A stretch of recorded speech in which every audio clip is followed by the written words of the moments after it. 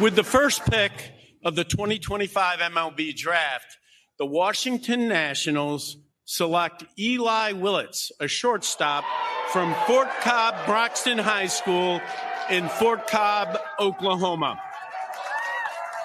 So the Nats made, I guess, somewhat of a surprise pick at number 1 overall in last night's Major League Baseball draft. 17-year-old Eli Willits, a high school shortstop from Oklahoma, was the pick. Cheaper than some of the other options like Ethan Holiday and Cade Anderson. Was that the reason they selected Eli Willits? Bobby Blanco from Masson will jump on with us at 11 a.m. to do all of the Nats draft discussion on the show today. The Nats, by the way, lost again to the Brewers 8-1. That's 4 losses heading into the All-Star break, 8 of their last 9. They sit currently at 38-58 with a negative 102 run differential. They stink. Good morning, everybody. Happy Bastille Day. Yeah, July 14th, I believe it was 1789, the storming of the Bastille.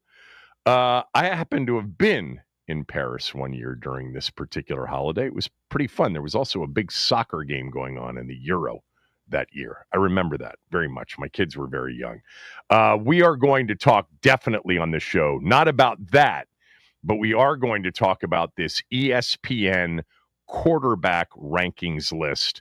These are coaches, front office execs, and scouts ranking the quarterbacks in the NFL. And guess what? Our guy was put in his proper spot. That is coming up on the show today. Tonight is the Home Run Derby, so I will definitely pay attention to it. I don't usually, but with James Wood in it, let's see how far he can go. And then tomorrow night, of course, the Nats will have 2 All-Stars in the game, both Wood and Mackenzie Gore. This from Tan to open up the show. Kevin, you were right about Trey Johnson. The kid can't miss. The Wizards finally have their superstar. Tan, you can't be serious. Seriously. They're playing Summer League basketball against a lot of players. In fact, the majority of players that they're playing against and playing with likely won't be in the league ever, let alone just for a season or two. Look, the Wizards are playing a lot of players on their Summer League team that are going to be on their NBA roster next year because they're young, and all of these players are 18, 19, 20, 21 years old. And yes, Trey Johnson's gotten off to a very good start. He had 21 in their win last night over Brooklyn. He was 7 of 11 from the floor, 2 of 6 from behind the arc. In the game on Friday night, did you see the pass off the defender and then the score? He was 2 for 6 from behind the arc. I think I just mentioned that. 5 for 8 on free throws. That's actually not great for him. He is a very, very good free throw shooter. But he looked good. So did Alex Sarr. He had 16 and 12 in the game and 8 block shots in the Summer League game. But guys, Will Riley played well too, their other first-round pick. He was 5 of 6 from the floor, 3 of 4 from behind the arc. I really like Will Riley's potential. He had 16. Keyshawn George, Bub Carrington, and Alex Sarr all played. A.J. Johnson played from last year's team. I said this during the season last year, very much from the perspective of not having watched nearly as much Wizards as I typically do. But I thought George was really impressive of all of their young guys. Not saying that I thought George would end up being the star, and he didn't, I guess, shoot it well last night. He was 4 for 16, 1 for 8. That's not the Alex Sarr performance. Remember last year from Summer League when he went 0 for 15 in a game? But I like George a lot. And then I am a big fan of Trey Johnson and a big fan of Will Riley. But Tan, this stuff doesn't matter. It's like NFL preseason. It doesn't matter. You cannot get sucked into anything that you're watching now. These are players, the significant majority of whom will not be playing in the league, let alone even be on rosters. I mean, not playing in games, let alone even be on rosters. By the way, the guy that, and I watched a little bit of the game last night. I do have to mention that I got sucked into quarterback this weekend, Max. I got through it. I'm glad you finally joined us. Yeah, really, really good. Very good. God, Netflix does it so well. They do a good job. But I did turn on the game a little bit last night because I actually wanted to see the guy Yeager Damon, the kid from BYU that went high, and I really liked, and I thought maybe the Wizards would have a chance with their second pick. He looked pretty good. He's going to be. It's going to take some time for him. He's like a 6'9" point guard.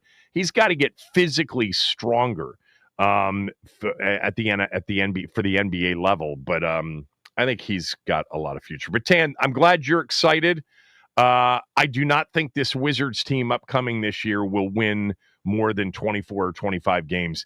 I actually haven't seen an over-under number on it, but I know that Cam Whitmore's addition and, having CJ McCollum and a couple of the other veterans, people are like, wow, we got to be careful. We might make the play-in game. I doubt that will happen. I really doubt that will happen.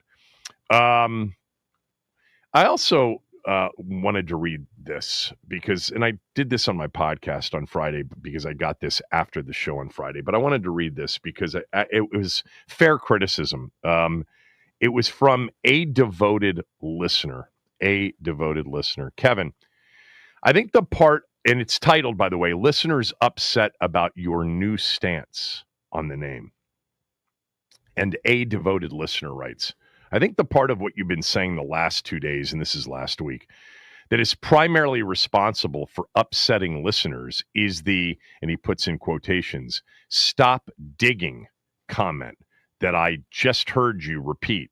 There are a couple of problems with this statement. First, as always in life, did the virtue signalers who pretended to be offended by the name and lobbied for decades for it to be discarded, did they stop digging? I am about 3 to 4 years older than you are. I remember 3 separate huge attempts by outsiders to make the team name change. The first one was diffused by Jack Kent Cooke when he hired a Native American woman to sing the national anthem at the stadium. It's funny, I don't remember that. I do not remember that. Secondly, the absence of the name is a constant reminder that the team was forced to cave to outsiders with an agenda who don't care about the team and put those interests above the interest of fans like us who have supported the team our whole lives. That reminder, which is like a thumb in our eye, needs to go away. So this was the first part of this. I appreciate, and I actually thought, when I use the description, stop digging, like it's gone. You're just digging deeper and deeper, and you're never going to get out of this hole. They're not going back to the old name. And I do recall saying it a couple of times last week and actually feeling like it was a bit too far. Because I agree with you, a devoted listener. I agree with you. I don't want those of you who still believe that Redskins, the old name, isn't dead. I don't want anybody to stop fighting for it. I really don't. Sabah, that goes for you too. She is certainly a battler, no doubt. And she just doesn't feel about the team. And I know so many people that just don't feel it for the team because of the loss of the name. I mean, that's a lot of people. Trust me on that. We've talked many times about that. I don't want you people to stop fighting for it. I feel that, that hurt and then the associated passion to try to get it back. And I know that there's some thought that 2025 is completely different than 2020 in personality, in environment, in tone, in things that are going on, culturally, and that maybe there's a chance. And stop digging. When I said that, literally that means stop digging. The hole's getting deeper and deeper, and you're further away from getting out of it. Well, the truth is on this, the hole can't get any deeper. It's as deep as it's going to get. So dig all you want. I think for me, what I believe to be the truth is that the league is not going to allow Josh Harris and company to go back to a controversy that is detrimental to the league from a business standpoint. You know, they dealt with it for 30 plus years because it was there and they weren't going to get rid of it, but it's not there now. So to bring it back and to bring that controversy back is really a hard sell.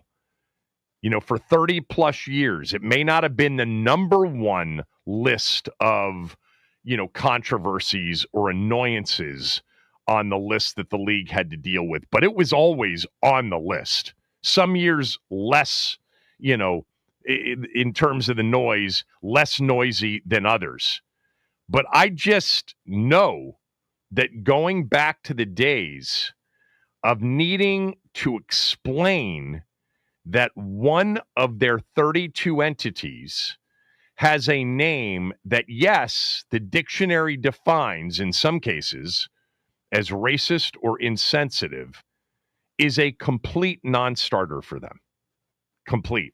And trust me, I know that the definition may not be accurate. And by the way, it's not defined that way in every single dictionary. You know, I did this several months ago where I found multiple dictionaries that didn't use the word insensitive, didn't use the word racist in the definition of Redskin, but there are some that do. All right. So that's the, you know, so-called mic drop and has been for the other side. Of course, those of us that have, you know, spent a lot of time, and really you don't need to spend too much time, but if you've spent any level of time, you know, thinking about this from both sides, you understand how complex this conversation is, how debatable it is. And for so many years, the other side didn't want to debate. They just took that dictionary definition, dropped the mic, and said the conversation's over. And it just was very limited in reaction. And I think part of it was because they understood that this was more complex. And once they delved into the debate over the name, it got tricky for them. You know, it got tricky for them with the 2004 Annenberg poll. It got tricky for them with the 2016 Post poll. You know, for 12 years, they said that poll's too old, the 2004 poll. You guys don't know what you're talking about. Things have changed. Really? 2016, here comes the Washington Post dropping an absolute bomb on the anti-namers. 90% said not an issue of Native Americans. And, you know, the definition of Redskin for years has been debated, going back to the very beginning. What did it really mean? Well, we do know this. For the last 50 to 75 years, 75 really to almost 75 years for sure, the name has meant the football team that plays in Washington, D.C. And Redskin is a player who plays for the football team who plays in Washington, D.C. It doesn't, for a half century, 3/4 of a century, it has not meant anything having to do with Native Americans in normal conversation. But beyond that, look, I hear you, a devoted listener. Stop digging was condescending on my part. It was also not the way I really feel because I don't want you to stop. I don't want you to feel that way. I just have a different view now. I have moved on understanding that, look, nothing's ever a 100% certainty. Things change, as we know. But as of now, there's no chance. And by the way, I don't know that Josh Harris and Mitchell Rales, if the league was open to it, wouldn't go after it. But I don't think they want to bring back that controversy. And people used to argue with me all the time. People who couldn't stand the name and wanted it to be dropped would say, would you ever start a business and pick Redskins as the name? Would you ever start an expansion team with the name Redskins? And I said, no, of course I wouldn't. But that's not the debate here. We're not starting an expansion team. This is an 85-year-old brand that has a massive customer following and loyalty and attachment. We're not talking about a new business. I would never start a new business or a new team and put a name out there that was controversial. even if it was unjustifiably controversial.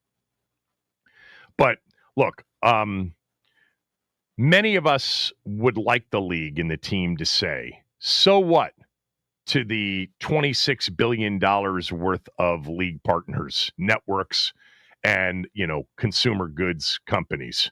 We know that CBS, NBC, Netflix, Fox, Amazon, Pepsi, Anheuser-Busch, P&G, the list goes on and on. The $26 billion worth of league, providers and partners. It would be nice if they, had the stones to say, stand down. This should not be as controversial as you think it is. And oh, by the way, it's good for us and it's good for the team in Washington.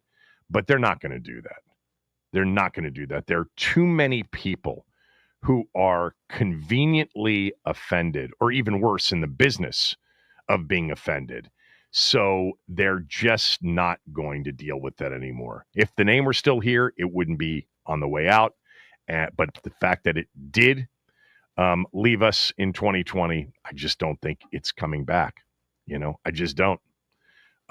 It doesn't matter what Native Americans feel en masse. It doesn't matter what many of us feel. And some of you are going to say, stay the course and keep the controversy alive and keep pushing. And I'm all for it. So my stop digging from last week, I take that back. Keep digging, keep going after it, keep being passionate.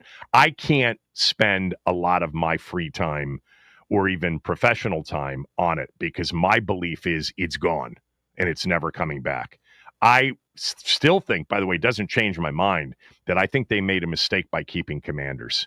I think the home run that was available to be swung on and hit out of the park was Washington football team, old uniforms, which we saw last week, logo back. Washington's the brand. We call them Skins. Call it a day.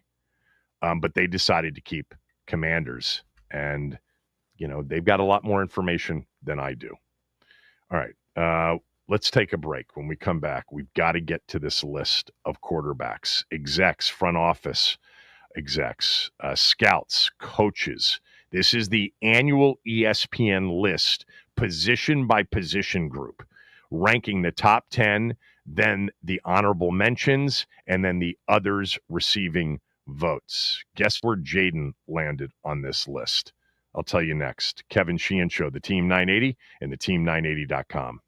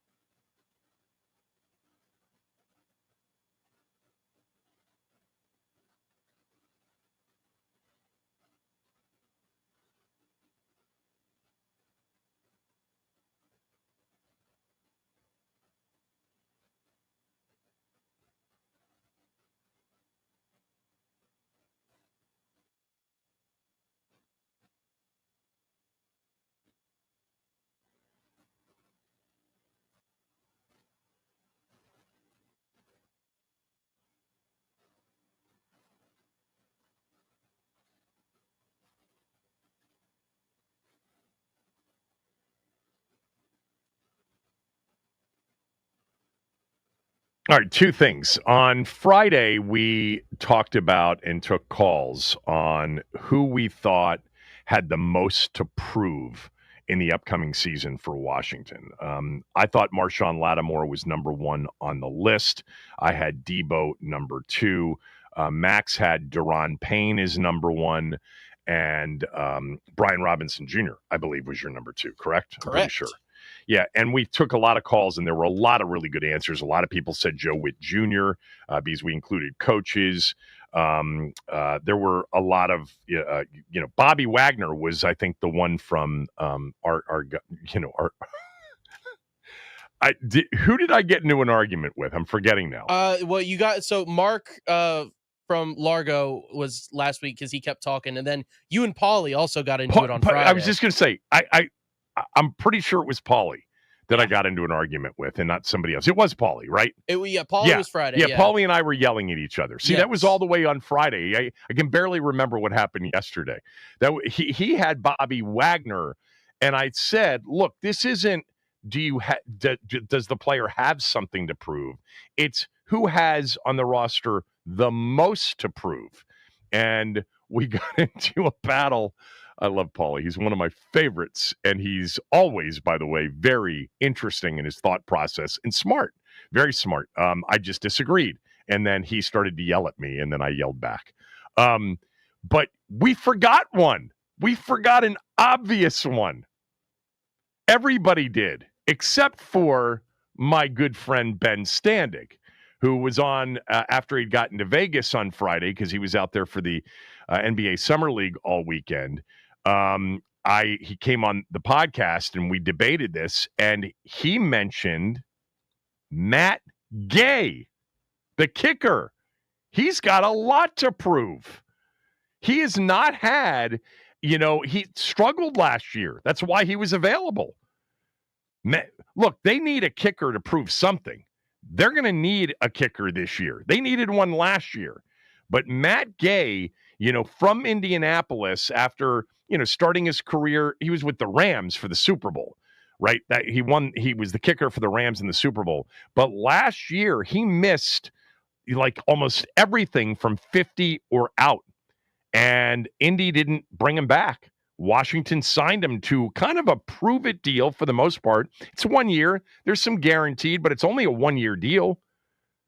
I thought that was kind of an obvious one that we missed and all of the callers missed.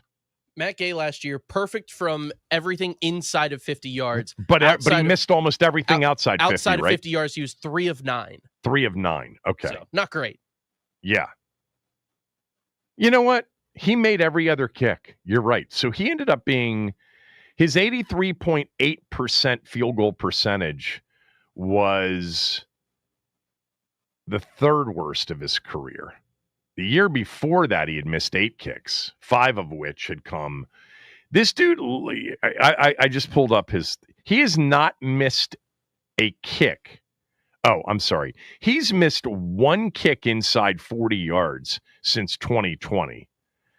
And he's only missed, it would appear, 1, 2, 3, 4 kicks from less than 50 yards since 2019.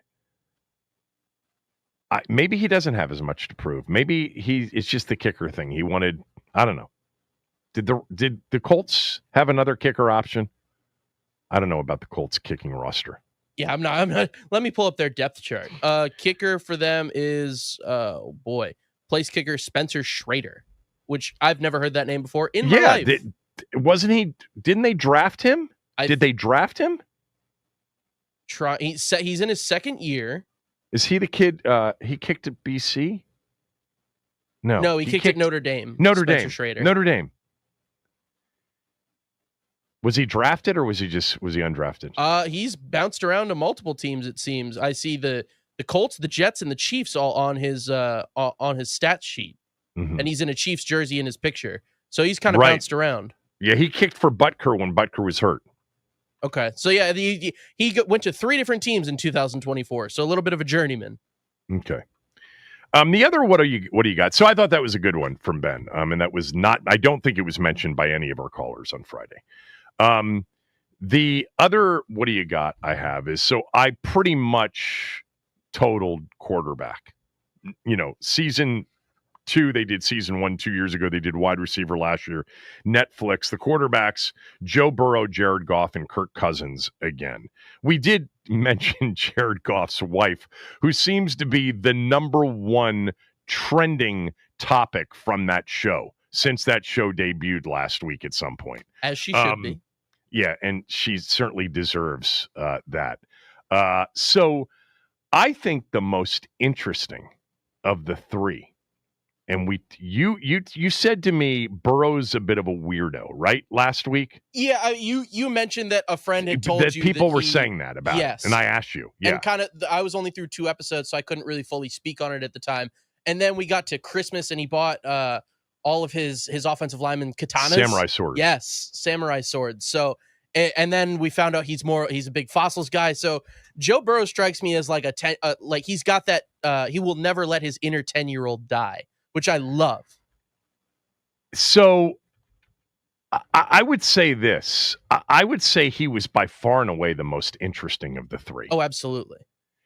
Especially his house getting broken into and all that. Well, yeah, that whole we didn't thing even was cover really that either. Unfortunate. Yeah.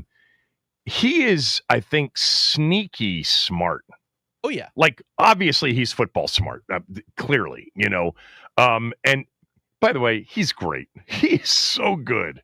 And we're going to get to these quarterback rankings the list here in a second. And the controversy is not over Jaden. The controversy actually is over something else that happens in the top 4, and I'll get to that in a moment. But I think he's sneaky smart. I think he is interesting. I think he is eclectic. I think there's like this very broad part of his whole being. He, like you said, he's got a lot of different interests. In some of the very short conversations you pick up on, he'll mention things and he'll reference things. I'm not saying like he's got some sort of encyclopedic, ability. Like he can go. I think he's sneaky smart and sneaky interesting. I really do. I found him to be by far and away the best part of the show. 2 years ago, it was Cousins, because I don't think people really knew how high quality a person he was, how tough he was, how smart he was. Wholesome, for sure. Religious, wholesome. He and his wife, Julie, we obviously got to know him here, before he went to Minnesota. And how beloved he is. And by the way, that is really... We talked about this when it happened, when Atlanta went back to Minnesota and played the Vikings. At the end of that game, literally, there was a 10-minute line of former Vikings players and Vikings coaching staff, Vikings, employees that lined up to give Kirk a hug and say thank you. And they had that as part of the quarterback thing. It's pretty. You want to see, what someone's peers think about him. Watch that for 5 minutes and tell me that you don't think Kirk Cousins is a high quality teammate, high quality person, and beloved by his teammates. But that was not Burrow by far and away, to me, was the most interesting in this show. I think it's worth it just to watch the Cincinnati stuff. And it also just is a reminder of just how bad that defense was. That defense was so terrible. For them to only win 9 games, and they should have won 10. They should have won the Baltimore game when Lamar fumbled in overtime. They missed the field goal, but they played too conservatively in that overtime. That was the game that they lost earlier in the year. They lost when they went for 2 against Baltimore. That game was in M&T Bank. But the game they lost early in the year to the Ravens in overtime, 41-38, they had it in field goal range after Lamar fumbled, and they ran it 3 times and kicked a 53-yarder instead of attacking and getting it closer. And they could have. I mean, that defense was horrific. I mean, every game they lost, with the exception of the Philly game they were in, Philly pounded them. Every other loss, 1 point at Arrowhead. The loss to Washington, obviously, on Monday Night Football. The Baltimore overtime loss that I just referenced. The Baltimore 1 point loss when they went for 2 in the win. The 7 point loss against the Chargers. The 6 point loss against the Steelers when they really needed it. If they had gotten into the postseason last year, they could have done damage. But they weren't good enough defensively, and they didn't deserve it. And the truth is, even if they had gotten in and snuck in backdoor style after winning their last 5 games to go 9-8, they probably would have given up too many points against somebody, long before the Super Bowl.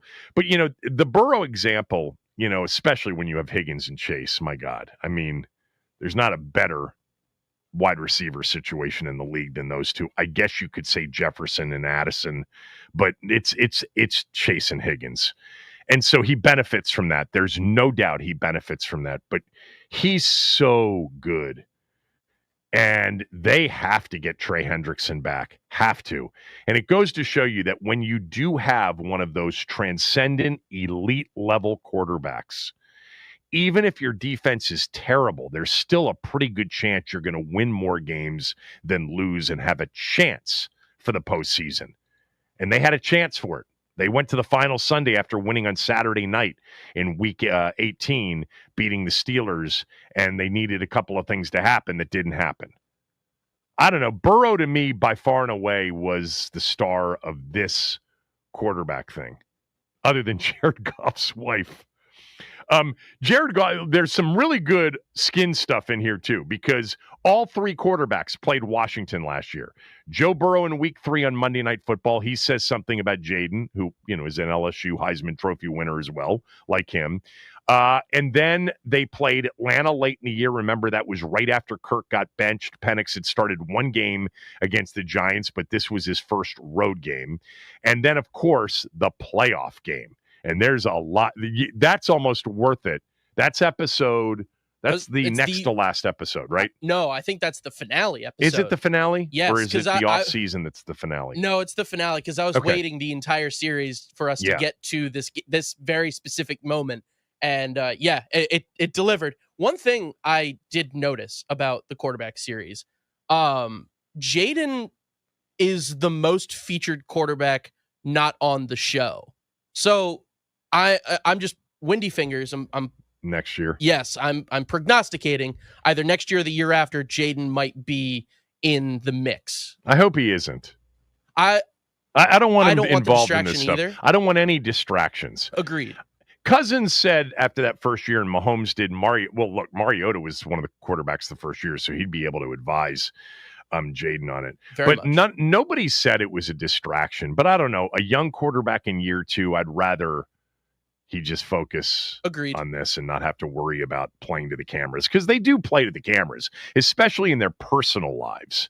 You can tell that some of those conversations between husband and wife or, coach and player, they're a little bit, I don't think it's completely genuine. I think there's a little bit of acting there.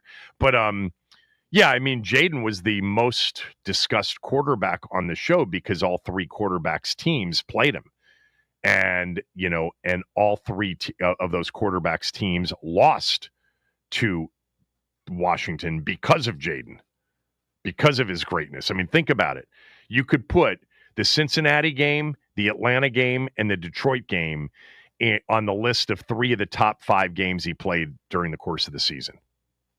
Easily, along with the Philadelphia win where they overcame the turnovers.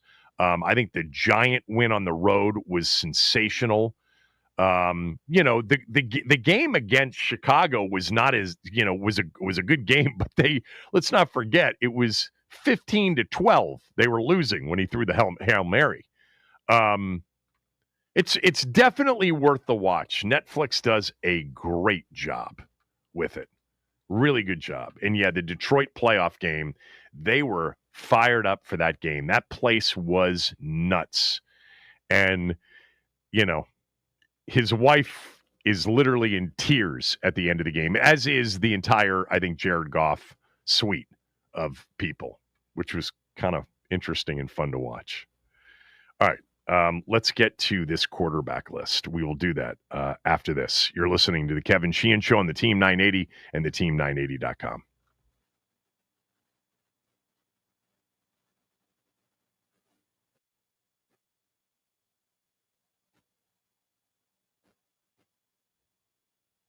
All right, here's what's trending on July 14th in the NFL. The 49ers receiver Juwan Jennings is demanding a new contract with the team. Otherwise, he has requested a trade. Jennings is coming off a career year totaling 77 receptions with 975 yards. 1 year removed from the Brandon Ayuk drama, the Niners have found themselves back at the negotiating table. And Wimbledon wrapped up over the weekend. Yannick Sinner foils Carlos Alcaraz attempt at a three-peat and wins Wimbledon for the first time in his career. And Iga Swiatek wins the women's bracket over Amanda Anisimova in a straight set thrashing on Saturday morning. And the Nats, they draft Eli Willits, number 1 overall in the MLB draft last night. Some other notable picks: Cade Anderson goes number 3 to Seattle, and Jackson Holliday, number 4, to the Colorado Rockies. The Wizards, they picked up a win in the Summer League last night, 102-96 over the Brooklyn Nets. Alex Sarr notched 8 total blocks, and Drew Timme took over for the Nets with 30 points. And tonight, the Home Run Derby. Ronald Acuna is out due to an injury. Matt Olson will be his replacement. James Wood looks to become the first Washington National to win the Home Run Derby since Juan Soto did it in 2022. This update is sponsored by the Team 980 YouTube page. Just open the app, type in the Team 980, hit subscribe. Kevin Sheehan is live from 10 to 1 and Craig Hoffman from 4 to 7. Don't forget to like the streams and turn on notifications to stay up to date on all things DC sports. And that is what's trending.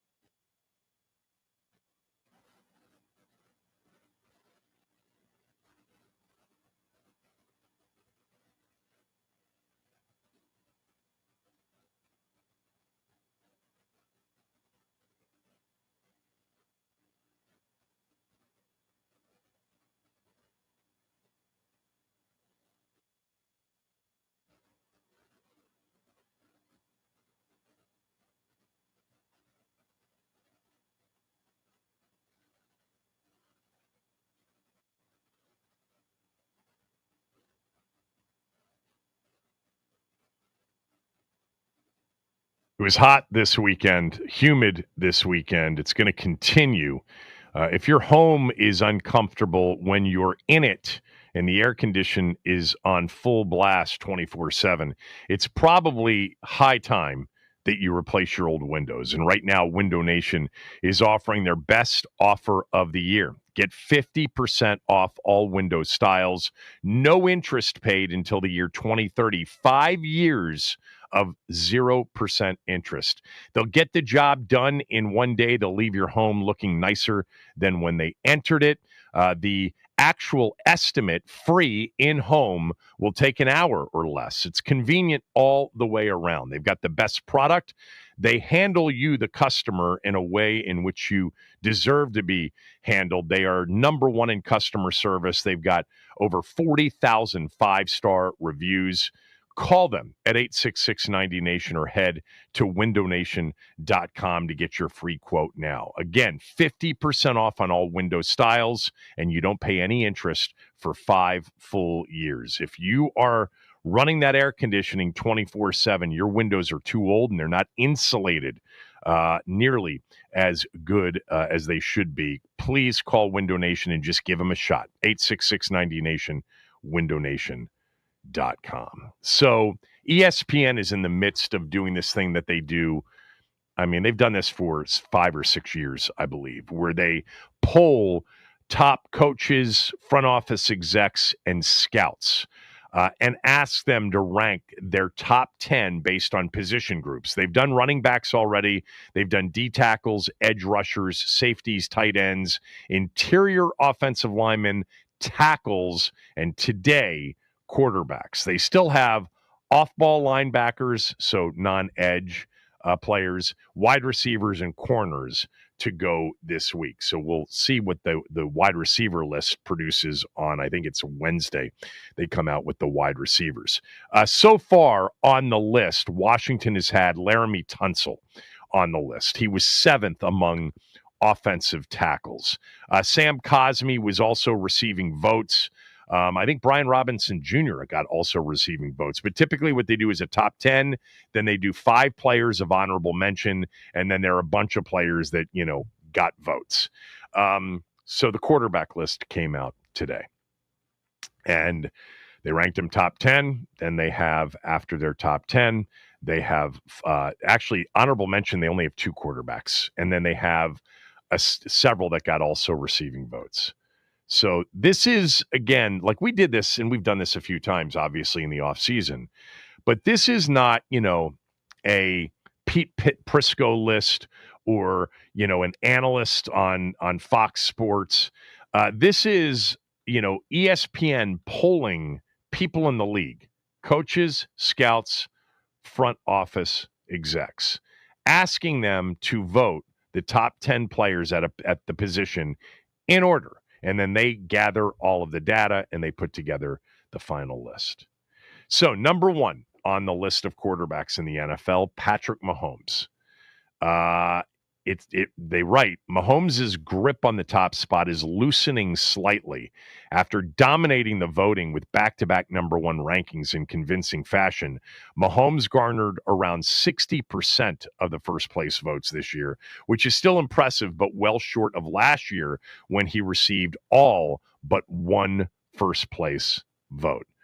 We know why. It hasn't been as impressive offensively. The team around him hasn't been as impressive. He finished 8th in QBR the past 2 years he has finished 8th in QBR the past 2 years. From 2018 through 2022, he finished 1st or 2nd 4 times.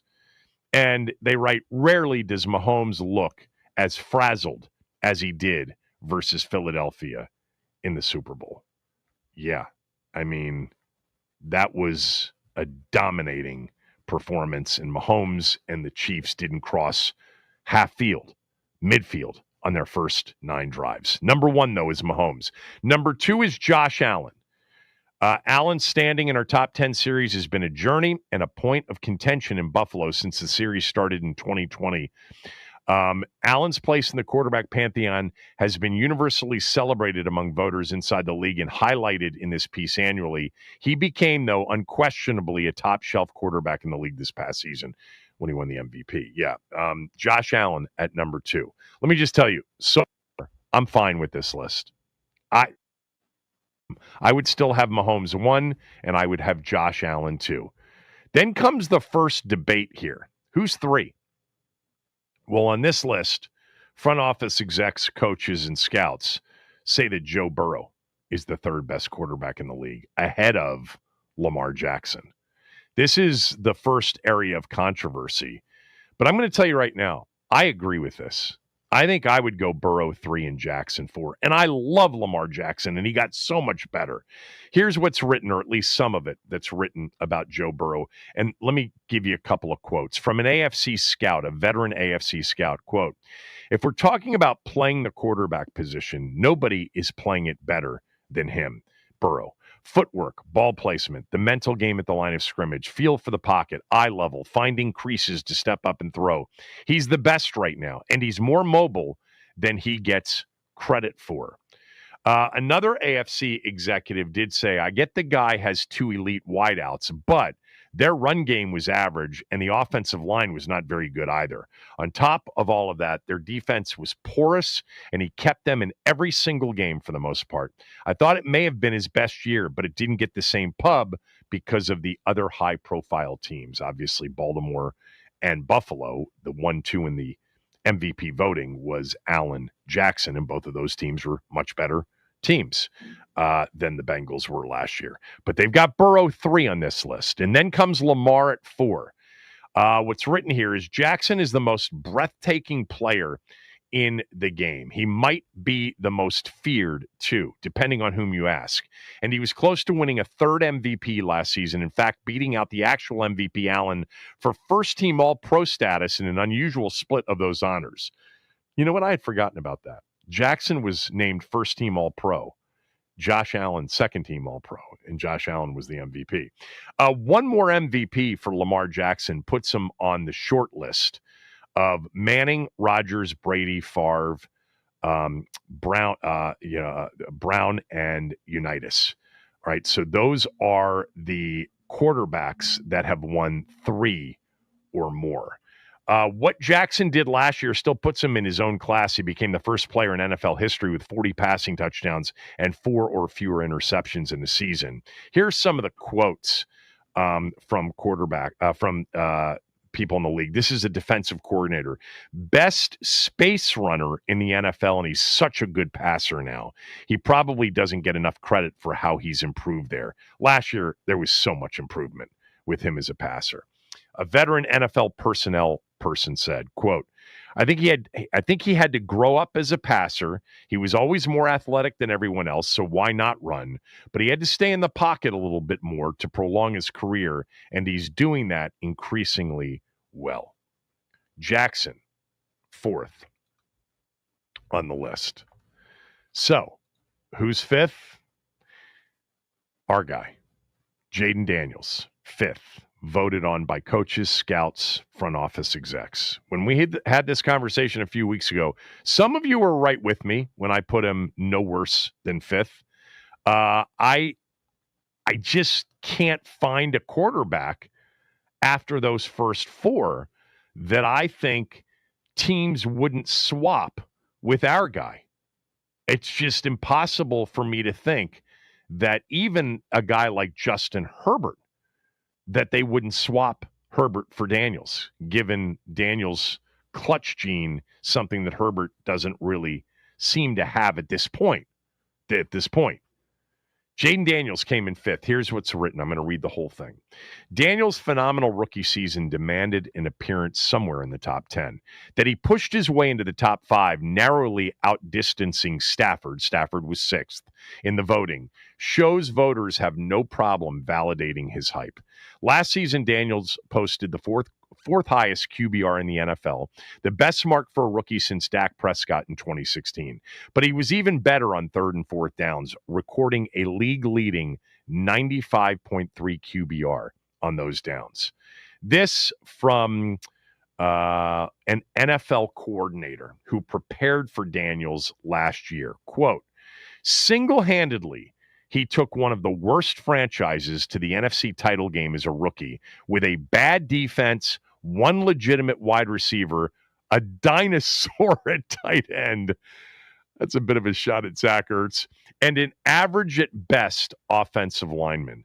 The kid can read coverages, throw with accuracy and touch to all levels of the field, just as dangerous as Lamar and Josh Allen with his legs, and has a clutch factor to him because his team already believes that if he has the ball with a chance to win, he's going to find a way. If he repeats anything close to his rookie year, he's no lower than number 3 on this list next year. I mean, that's what we talked about. Like Burrow and, Lamar, because of their injuries, could you put them ahead of those guys? Not yet. 5 is the right spot. Here's another quote in this. Let me read a little bit more from the ESPN guys. Daniels was a true dual threat in his rookie year, ranking second in the NFL in yards per rush and first in scramble yards. Sometimes the year one hype can be tough to replicate. C.J. Stroud landed at number 7 last season on this list and struggled at times in year 2. Though he has shown enough to convince Houston he's clearly the long-term answer. Some around the league are at least asking the question of whether Daniels' play will taper off a bit as defenses adjust to both him and Washington's offense. But the consensus is Daniels has too much going for him. Here's a quote from an NFC coordinator. Quote, won 12 games with a mediocre at best defense and just a decent offensive roster around him. System he plays in requires him to play off schedule and make plays with his feet on a regular basis for success. And he is yet still solid in the pocket. Close quote. Yeah, I like that first quote from an NFL coordinator who prepared for him last year. Single-handedly took one of the worst franchises to the NFC title game as a rookie with a bad defense, one legitimate wide receiver, a dinosaur at tight end, and an average at best O-line. He did it all last year. There just wasn't anything that you could look at and say, well, that's a weakness. He's got to get better at that. And, a guy like Lamar, a guy like Josh Allen early in his career, there was a lot to point to say, yeah, but not with him. There's no but. The but is what it was last year. He's somewhat thin, somewhat wiry. He'll take some shots that he probably shouldn't take, although he got better than that. He got hurt a little bit here and there in college. He missed, the majority of a game last year, almost missed the next game, but didn't. That's the thing that, if anything, you worry about. All right. 301-230. Bobby Blanco from Masson. We'll talk Nats draft at 11:40, 11:40. Phone lines are open now. 301-230-0980. The rest of the list I'll give you after Jaden. But are you in agreement that Jaden is number 5 on the best quarterbacks in the league on that list? Is number 5 right, or is it too high? Other than Billy and Chantilly, I would assume most of you don't think he should be any higher than 5. After one season, I don't. I mean, I think next year, as that one scout said, or one coordinator said, that if he repeats anything close to his rookie year, he's no lower than number 3 on this list next year. I totally agree with that. And I think it would probably be ahead of maybe Burrow and Jackson as a possibility. There are other quarterbacks that could be coming this year. I'll give you the rest of the list. Phone lines are open. 301-230-0980 is number 5 on the list of the best quarterbacks in the NFL, voted on by coaches, scouts, front office execs. Is it too high, or is it just right? 301-230-0980. And if you want to weigh in on Burrow ahead of Jackson, that seems to be a big controversy in the follow-up conversation on this list. Kevin Sheehan Show, the Team 980, theteam980.com. You can watch us, stream us on the team980.com, and you can watch us on our YouTube channel, the Team 980's YouTube channel. Subscribe to it when you get there, and also like it.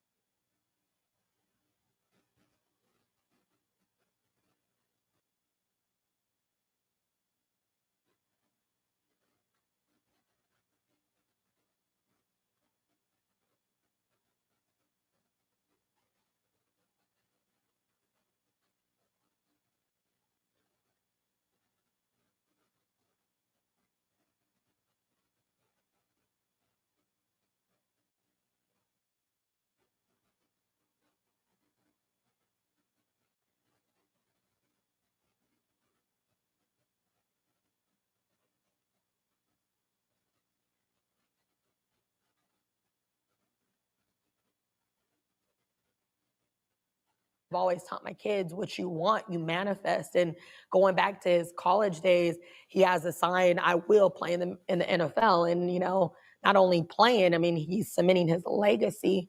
And, like the sophomore slumps and all that, like, we're not worried about that. Like, boy puts too much time and effort. He really loves this sport, like, to where he would compromise other things just for the love of the game.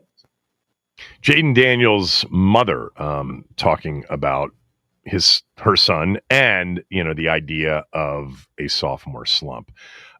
Is Jaden Daniels ranked correctly at number 5 overall on the ESPN list of the top 10 quarterbacks in the NFL, as voted on by coaches, front office execs, and scouts, NFL people? Number 1 was Mahomes. Number 2 was Allen. Number 3 was Joe Burrow ahead of Lamar Jackson. That has sparked some discussion and debate as to why Burrow is ahead of Jackson. I'm fine with that. And then Jaden came in 5th. Stafford is 6th. Herbert is 7th. Goff is 8th. Hurts is 9th. And Baker Mayfield is 10th. You know what I've noticed in looking at this list? Honorable mentions, by the way, C.J. Stroud, Jordan Love. Others receiving votes in order: Murray, Purdy, Prescott, Aaron Rodgers, Tua, and Bo Nix. So basically the top 18 quarterbacks listed and voted on by front office execs. A couple of things I've noticed. Number 1 is, just in a couple of years, there's much more uncertainty about the depth at the position in the league. Now, I say uncertainty instead of there isn't depth because some of these players are so young. Guys like and have just started to come in their own. Like Baker Mayfield had an excellent season. Baker Mayfield may be surging towards being maybe not elite, but top 10. He's 10 on this list. Stroud and Love, I think Stroud's shown it. Love, I think, has shown it at times, but there's still some uncertainty there. Kyler Murray up and down, and then guys like Tua and Bo Nix. I mean, Nix had a nice rookie season, but how much of that was system oriented? By the way, I think Tua's got a lot to prove, man. I think this is a big year for Tua coming up. I don't think I have an issue at all with this list. I think after the top 5, I would have put the top 5 in that exact order. I think Stafford certainly is in the conversation for, top 5, but right after that. And I like that Hurts didn't come in until 9th because I think talent-wise, I still would take Stafford, Herbert ahead of Hurts. Maybe Goff and Hurts, they're 8, 9. I might take Hurts ahead of Goff, maybe. Goff's so reliant on system and surrounding. But Mayfield coming in at 10. I'm a big Stroud guy, and I like Jordan Love's talent as well.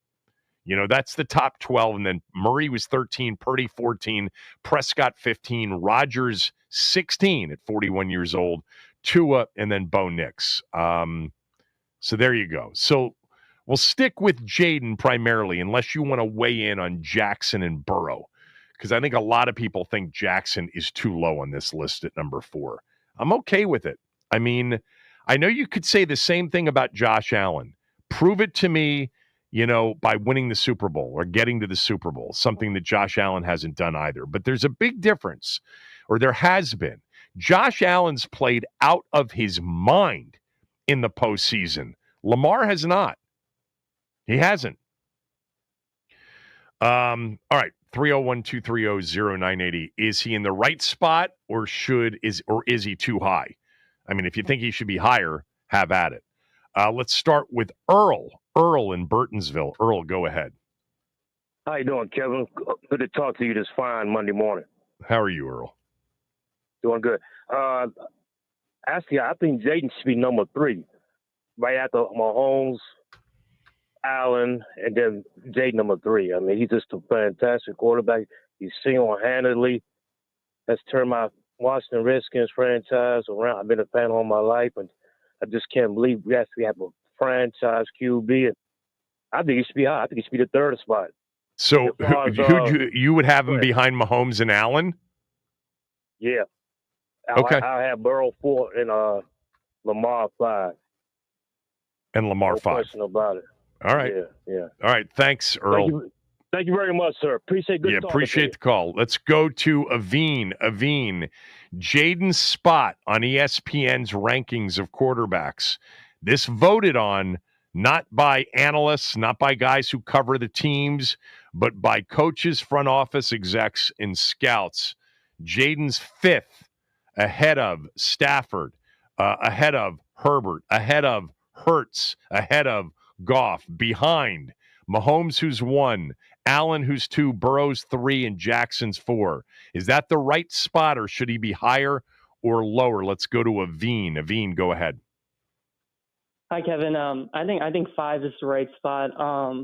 Those core 4 are kind of impeachable based on their resumes.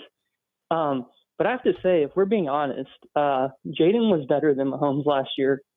And I think an interesting hypothetical is, if Mahomes was our quarterback last year, would we have been as good? I don't think so. But his resume is unimpeachable. So I understand putting in number 1. And even going into this upcoming season, I'm just wondering how many quarterbacks we would rather have just for next season who we think our team would be better with. And I'm not sure there's any. I mean, I think there's quarterbacks like Allen who we would be just as good as. But, Jaden is, I think, the most valuable quarterback asset in the NFL right now. We don't know his ceiling. His ceiling might be, the greatest quarterback of all time. He had the greatest rookie season of all time. So that's just how I feel about Jaden. But I think they nailed this list. I think the league has been on top of the Jaden Daniels stuff for a while. I think it was coming out last year during the combine that he was way ahead of, May and everybody else. And he was 1A and 1B with Caleb Williams. And just on a side note, how about the GM of the Bears getting an extension, the guy who wouldn't even interview Jaden Daniels? It's insane. It's probably a little premature. Yeah, but Ryan I think Williams is kind of a bust. I mean, there's some alarming stuff about him with his sacks and his inaccuracy downfield. I mean, and they give that guy an extension. But I think they've been on top of the Jaden Daniels stuff. I think they're right in saying, they're not concerned at all about a sophomore slump based on how he projects. I'm glad they gave both Goff and Mayfield in the top 10. I think both those guys are underrated. I think Hurts being 9 is just kind of a Super Bowl winning thing. I mean, even in the description, it said he needs a steady running game, and you don't want him passing that much. But the problem is the guys behind him. It's hard to drop them much further. I think Stroud. I think Stroud and Love are going to be interesting to watch this year. I think they're both super talented. The first thing you said, though, Aveen, I'll disagree with that. I agree with almost everything else you said. I think that with Mahomes, Washington would have been right where they were. Mahomes is special, man. He does everything required. He had a great defense the last couple of seasons. I mean, they won 15 games last year. He still threw for nearly 4,000 yards, I forget what he rushed for. Obviously not Jaden rushing totals, but I think if you would I think Mahomes essentially does what's required to win. I think he's gotten to that point. And so on this team last year, if Mahomes had been the starting quarterback, I think they would have won 12 games and 2 road playoff games. I really do. That's fair. Yeah, that's fair. I mean, my only comeback would be, we saw when, his offensive line wasn't playing that well in the Super Bowl, and Jaden played against the same Eagles defense, and his offensive line, a lot of games was, overmatched. Yeah. But also, just want to know what you think about this. I think you've talked about Jaden's ceiling before, and I know it might sound ridiculous to say, but I don't think we've ever seen a quarterback like this before who's so young, disadvantaged as a pocket passer, and is already like an all-time athlete as a scrambler. Like, he had one of the greatest scrambling seasons in NFL history, just efficiency-wise last season. And to me, just as a pocket passer, his comp is Tom Brady. Like, just how he looks, like how methodical he looks going through his progressions, how everything looks slowed down. Yep. And he doesn't have like this big, violent, arm release, like throwing release. And I think people take that away. They think he doesn't have a strong arm because of that. And that was kind of similar to Brady early on in his career. I don't know. I just think they both play it at slower motion. That's kind of my thought. Thanks for the call, as always, Veen. Great job. No, I think when in one of the quotes, the quote that I read twice, but I didn't read the back half of it, when the NFL coordinator who prepared for Daniels last season, so I'm assuming a defensive coordinator, he says the kid can read coverages, throw with accuracy and touch to all levels of the field, just as dangerous as Lamar and Josh Allen with his legs, and has a clutch factor to him because his team already believes that if he has the ball with a chance to win, he's going to find a way. If he repeats anything close to his rookie year, he's no lower than number 3 on this list next year. Look, anything can happen. We've seen it in the league, but what we saw last year seems like it is something that can be sustained as long as he is healthy. Like we said many times during the season last year, this is probably the weakest supporting cast he's going to have. And they've already upgraded, at least offensively, with the likes of Laramie Tunsil and Deebo Samuel. They got to get Terry into the fold. We'll be watching very closely this week. This is the last full week without training camp. All right. This is the last full week, the 14th through the 18th. Rookies report on the 18th, veterans report on the 22nd. So a week from tomorrow. So the last full week without, training camp football at the very least to talk about, and preseason games not that far away. Terry will be back. I feel confident about that. And I just don't think that what we saw last year, if there was something where it was like, well, they can pick on that, they can figure that part out. He just does everything so well. G from the shop. G, is Jaden at number 5 placed correctly, or is it too high on the ESPN list? Nah, he perfectly placed right there. I can live with that. And it just showed that ESPN got a lot of respect for what he did in just 1 year. It's not ESPN. It's the coaches that they polled and front office execs. That's the importance of this. They done seen enough in 1 year to put him at number 5. I understand why they put Burrow. Stroud was at 7 last year after his great rookie year. I don't care about nobody behind him, because Jaden is perfectly placed in front of everybody that he in front of. He's better than them, and a blind man can tell you that. But the people that's in front of him, I do have a problem with Lamar Jackson not being number 2. You know what I'm saying? That's recency bias. He got 2 MVPs. Josh Allen only got 1. And if it wasn't for Zay Flowers having brain farts in one of them playoff games, he probably would have went further in the playoffs. Maybe. I don't like how they be. He didn't play great in that game, though, against Kansas City. No, but sometimes people don't play great, and you need other people to step up. And Joe Burrow, if you look, there's no way Joe Burrow should be in front of Lamar Jackson in any way. He got 2 MVPs. His record is not even comparable to Joe Burrow. Damn near 500 in his career, man. Lamar Jackson, man, 74-29, man. All he do is win. Josh Allen got except in the postseason. So what Josh Allen got in the postseason? He's absolutely torched it in the postseason. I mean, he's had games that are epic, classic games. Some of them ended up in losses, like last year, and the 42-39 game or whatever it was. And by the way, Joe Burrow's been outstanding in the postseason in his 2 shots at it. He has, but Lamar Jackson is the reason they are in the postseason. That's true. But the dude's numbers, man, is ridiculous. The passing yards is close to Josh Allen in the same amount of years. He got 2,000 more rushing yards than Josh Allen. He got 2 MVPs, 4-time All-Pro. Lamar Jackson got to get over the hump to get everybody's respect, and then he probably still wouldn't get their respect. No, I disagree. I totally disagree with you on that. I think people are waiting for Lamar to bust through, not just make a Super Bowl, but really play immaculate football in the postseason, which he has not. Once he plays at that level, even if they get beat by Patrick Mahomes in a 45-41 game, like Buffalo has a couple of times, Josh Allen's got 25 touchdowns and 4 picks in the postseason. He's been unbelievable in the postseason. No, I'll give you one. That year, that 13 seconds against Patrick Mahomes, and Patrick Mahomes did to Michael Jordan, I'll give you that one. But Like Dan Marino ain't getting no Super Bowl. I'm looking off of what I watch. And Lamar Jackson should be number 2. Josh Allen should be number 3. And Joe Burrow is right at number 4 because he got to a Super Bowl. My man Jaden ain't get to a Super Bowl yet, but that's coming soon. So I think Jaden is perfectly placed. But the Lamar Jackson disrespect is outrageous. I don't care. I don't care. Let me just say something.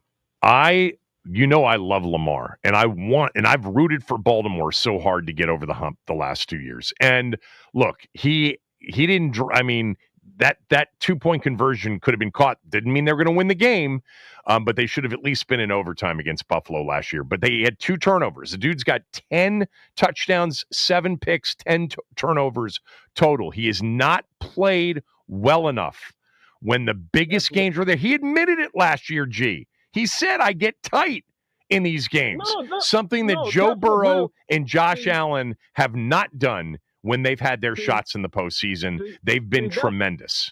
He hasn't been tremendous in the postseason. But see, that's why I love Lamar. Lamar reminds me of people that I used to play ball with, Paul. He took the blame. He's a leader. He can put it on himself because that's why he's easy to root for. No, and he's one of the most beautiful football players to ever watch play. Period. He might be the greatest athlete to ever play quarterback. But man, this is ridiculous, man. Everybody can't win a Super Bowl, man. Lamar Jackson should be number 2, 2-time MVP. The numbers is ridiculous. That's the bigger debate. What's interesting, and I got to run, but thanks. I'll talk to you later. What's interesting is that's a much bigger debate than Jaden being at 5, from what I can tell in the aftermath of this list coming out earlier this morning. One thing G said, and they wrote it in the first line in describing Jackson, who came in 4th on this list. Jackson is the most breathtaking player in the game. I would say that Jackson and Tyreek Hill are the 2 most electrifying players in the game, like the most feared with the ball in their hands. With that said, Lamar Jackson has not played well enough in the postseason. Josh Allen and Joe Burrow have. And Jackson's also, like Burrow, been hurt and has missed some time, including the season in which they made the postseason a few years ago, lost to Cincinnati in the playoffs. I think, honestly, if you told me I can start the next 5 seasons with a quarterback on this list, I think that Mahomes and Allen would be the top 2, and then I'd go Jaden over Burrow and Jackson. Let's go to our guy, Robert in Annapolis. Robert, go ahead. Hey, my guy G preaching in the pulpit, isn't he, on that guy? So I'll let that one go. I would put Jackson over Burrow. The reason being, I like the dual threat quarterbacks, and that's what you guys have. And I think 5 is about as high as you can put him at now at this point. But, the argument you use about Jackson in terms of his playoff performance, you could use a similar argument against your guy in terms of lack of productivity over a long period of time, over the time frame. You're taking 1 year. What are you talking? And Which guy? Which guy? Daniels. Okay. Well, Daniels has played 1 season. Okay, you're critiquing Jackson because he hasn't had the success in the playoffs at this point that he has had in the regular season. But Daniels has had success for 1 season. So in other words, you don't have a big enough picture of. I think he's like a song on the top. But I don't have any negative. I don't have anything. Okay, that's all. That skews me towards. I'm not sure yet. He checked off every box in 1 year. It's totally unique that happened in 1 season. I'll grant you that. But again, Lamar's had 5 seasons in the post, 5 shots at it in the postseason. He's like one of those songs in the top 10 from years ago. He's number 5 with a bullet. He's on the rise. So I do say if he continues on with what he's been doing, he'll move up. But I got to put Jackson over Burrow because of the versatility. I'm going to say this. When you're a defensive coordinator or a defensive player, I don't think there's any player that you look across the line and fear as much as you fear Lamar Jackson. I just that's what I bet their thinking is. So there's a scene in that, and I talked about it earlier on the show because I watched it this weekend. Quarterback on Netflix. There's a scene after a week 2 game between Kansas City and Cincinnati. That was a great game, if you recall, 26-25. There was a late pass interference call that allowed Butker to kick the game-winning field goal, and the Chiefs beat the Bengals 26-25 at Arrowhead. And Steve Spagnuolo comes off the field, seeks out Burrow and says to Burrow, "Other than our guy, you're the best there is." And that's a high compliment from one of the best defensive coordinators in this era. He basically said, other than our guy, Mahomes, you're the best that there is. And I think you can make that case for Burrow at his best. You can. Burrow's... Kevin, look who Burrow is throwing to. I understand that. The other guys are throwing That's fair. Okay? That's fair. All right. So, Kevin, who would you take on your team if you didn't have Daniels, Burrow or Jackson? Burrow. Okay. And you know this. I'm a Lamar fan, and I'm rooting for Lamar. I want him to get over that hump because he's such a great young man too, beloved by the organization. But if you told me I would go the order they went in: Mahomes, Allen, Burrow. Right? I'd put Daniels in front of Burrow if we were going over the next 5 years. But yeah, Burrow, because Lamar tightens up in the postseason. He just does. He admitted it. Well, he's still got a few years. He's no Joe Flacco in the playoffs. How about that? Well, that's true. Flacco delivered like almost no quarterbacks delivered in the postseason over the last 20 years. My man had the stones of iron. All right, oh, my God, did he have big ones. Huge when it mattered the most. All right, I'll talk to you later. Those of you on hold, we'll do another quick segment, 301-230-0980. ESPN's annual list of top 10 by position, voted on by coaches, front office execs, and NFL scouts, had Jaden Daniels 5th best quarterback in the NFL. Did they get it right, or is he too high, or maybe too low? And then the real controversy was Burrow ahead of Jackson at 3. Burrow came in 3 behind Allen and Mahomes, and Jackson was 4th. You can weigh in on that if you want. If you're on hold, stay there. We do have a line open if you want to weigh in. Kevin Sheehan Show, the Team 980 and the team980.com.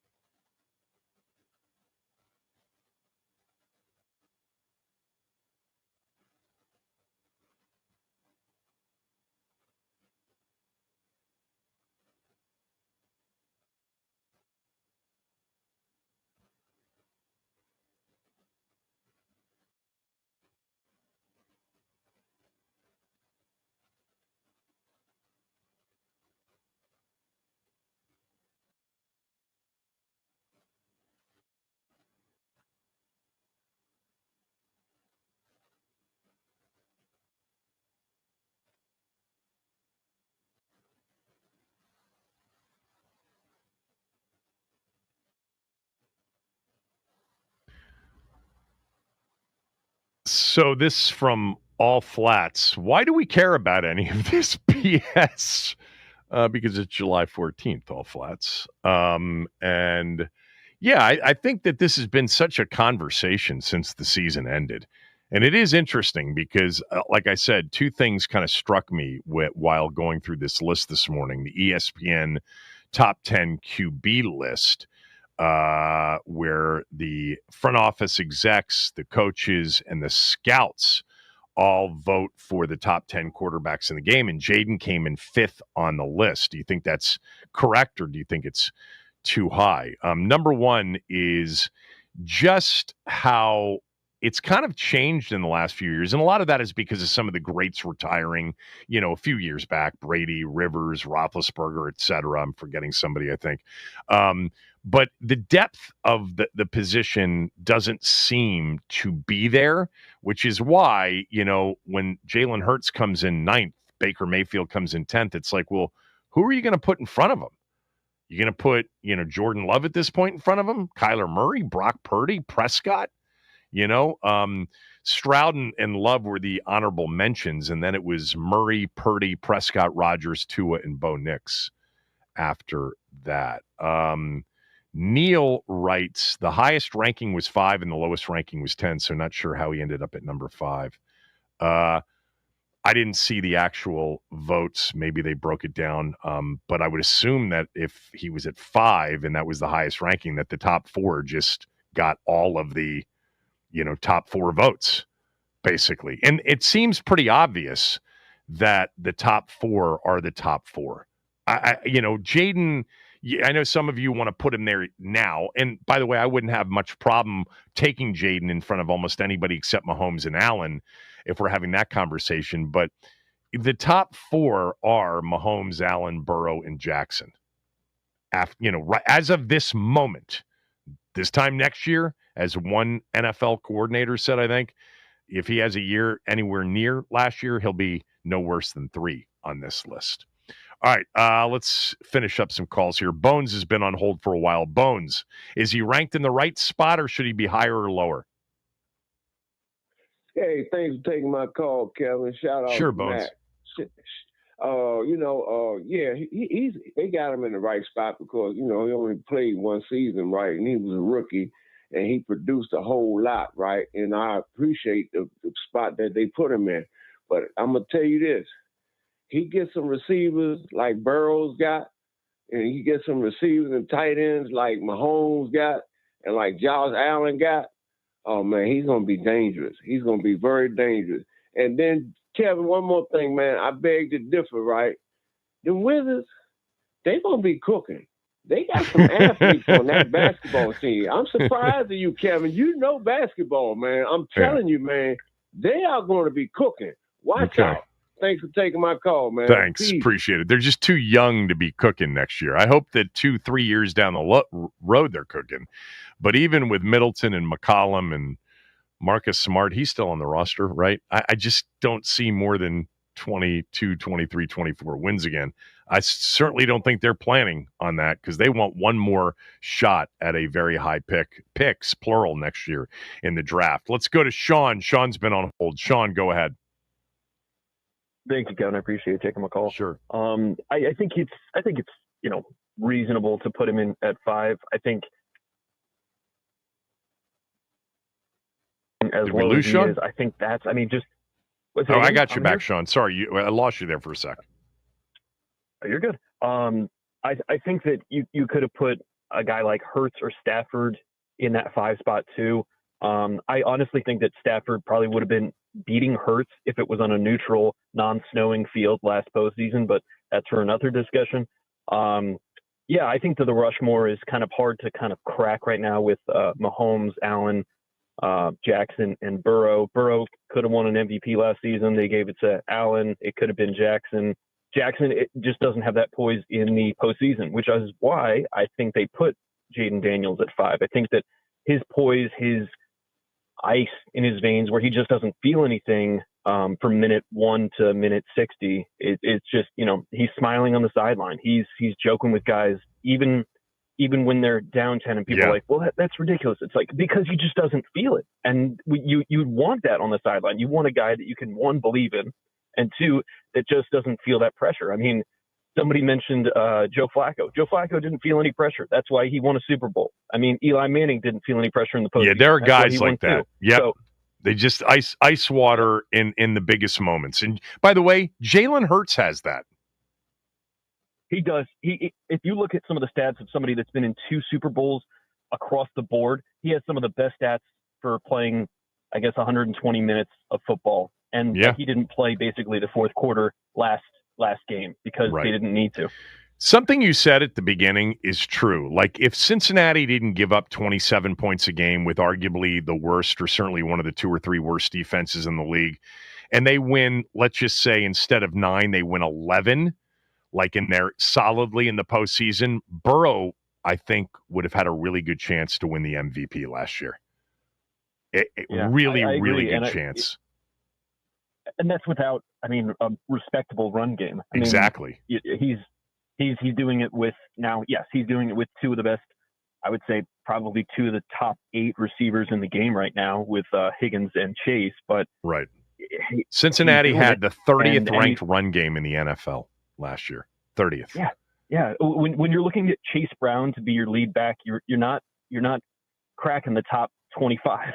Yeah, I think Brown's a little bit underrated, but I think it was more the O-line. And look, they're not trying to run the football a ton either with what they have to throw to in Higgins and Chase. Sean, thanks for the call. Really good call. Let's go to Tom in Columbia. Tom, are you okay with Jaden at number 5, or do you think that's too high or too low? Go ahead.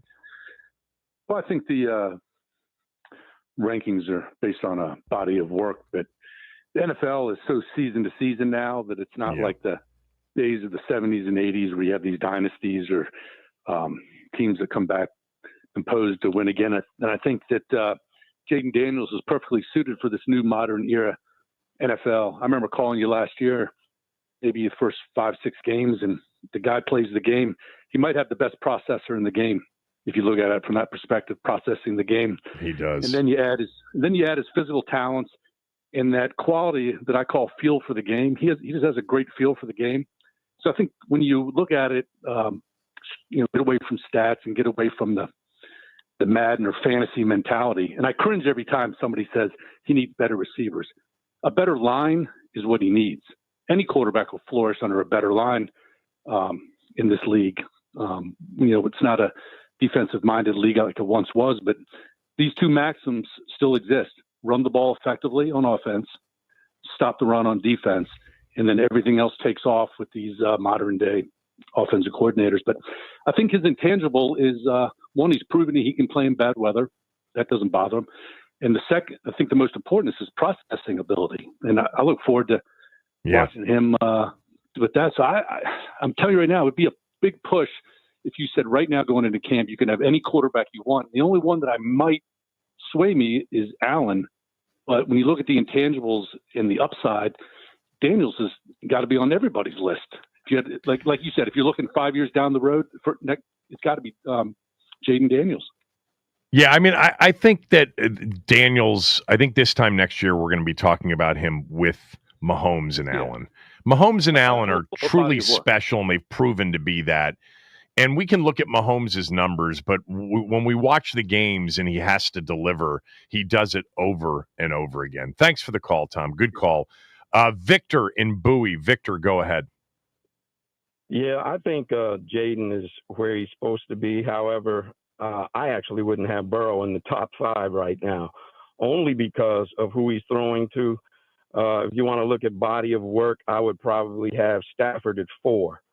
And then you can't go wrong really flipping. This isn't a body of work. This is heading into kind of next season. Body of work does come up in these conversations. Yeah. And all I'm saying is last year does. Yeah. Jaden, because I could put Jaden at number 4, but I think Jaden is at a good spot. But it's just that Stafford, I would be probably just as scared as anybody, as opposed to Joe Burrow if they had the ball last. Plus, he does have a Super Bowl under him. And there have been, he beat Joe Burrow in the Super Bowl. Right. So, Joe Burrow has the best duo in the league. That's he does. just my opinion. Even I think they're better than the Eagles.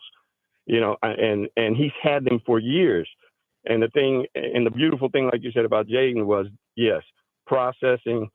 When the play breaks down, he knows what to do. He knows how to at least move the chains, and he's accurate. Now, my issue is when I hear people start saying or forgetting about Mahomes. Mahomes didn't have a defense the first year he won the Super Bowl against the 49ers. He had Tyreek, but he had Tyreek, and right after that, Tyreek left. Tyreek had more years with Alex Smith, to be honest with you. So it wasn't like they had the greatest, receiving core either.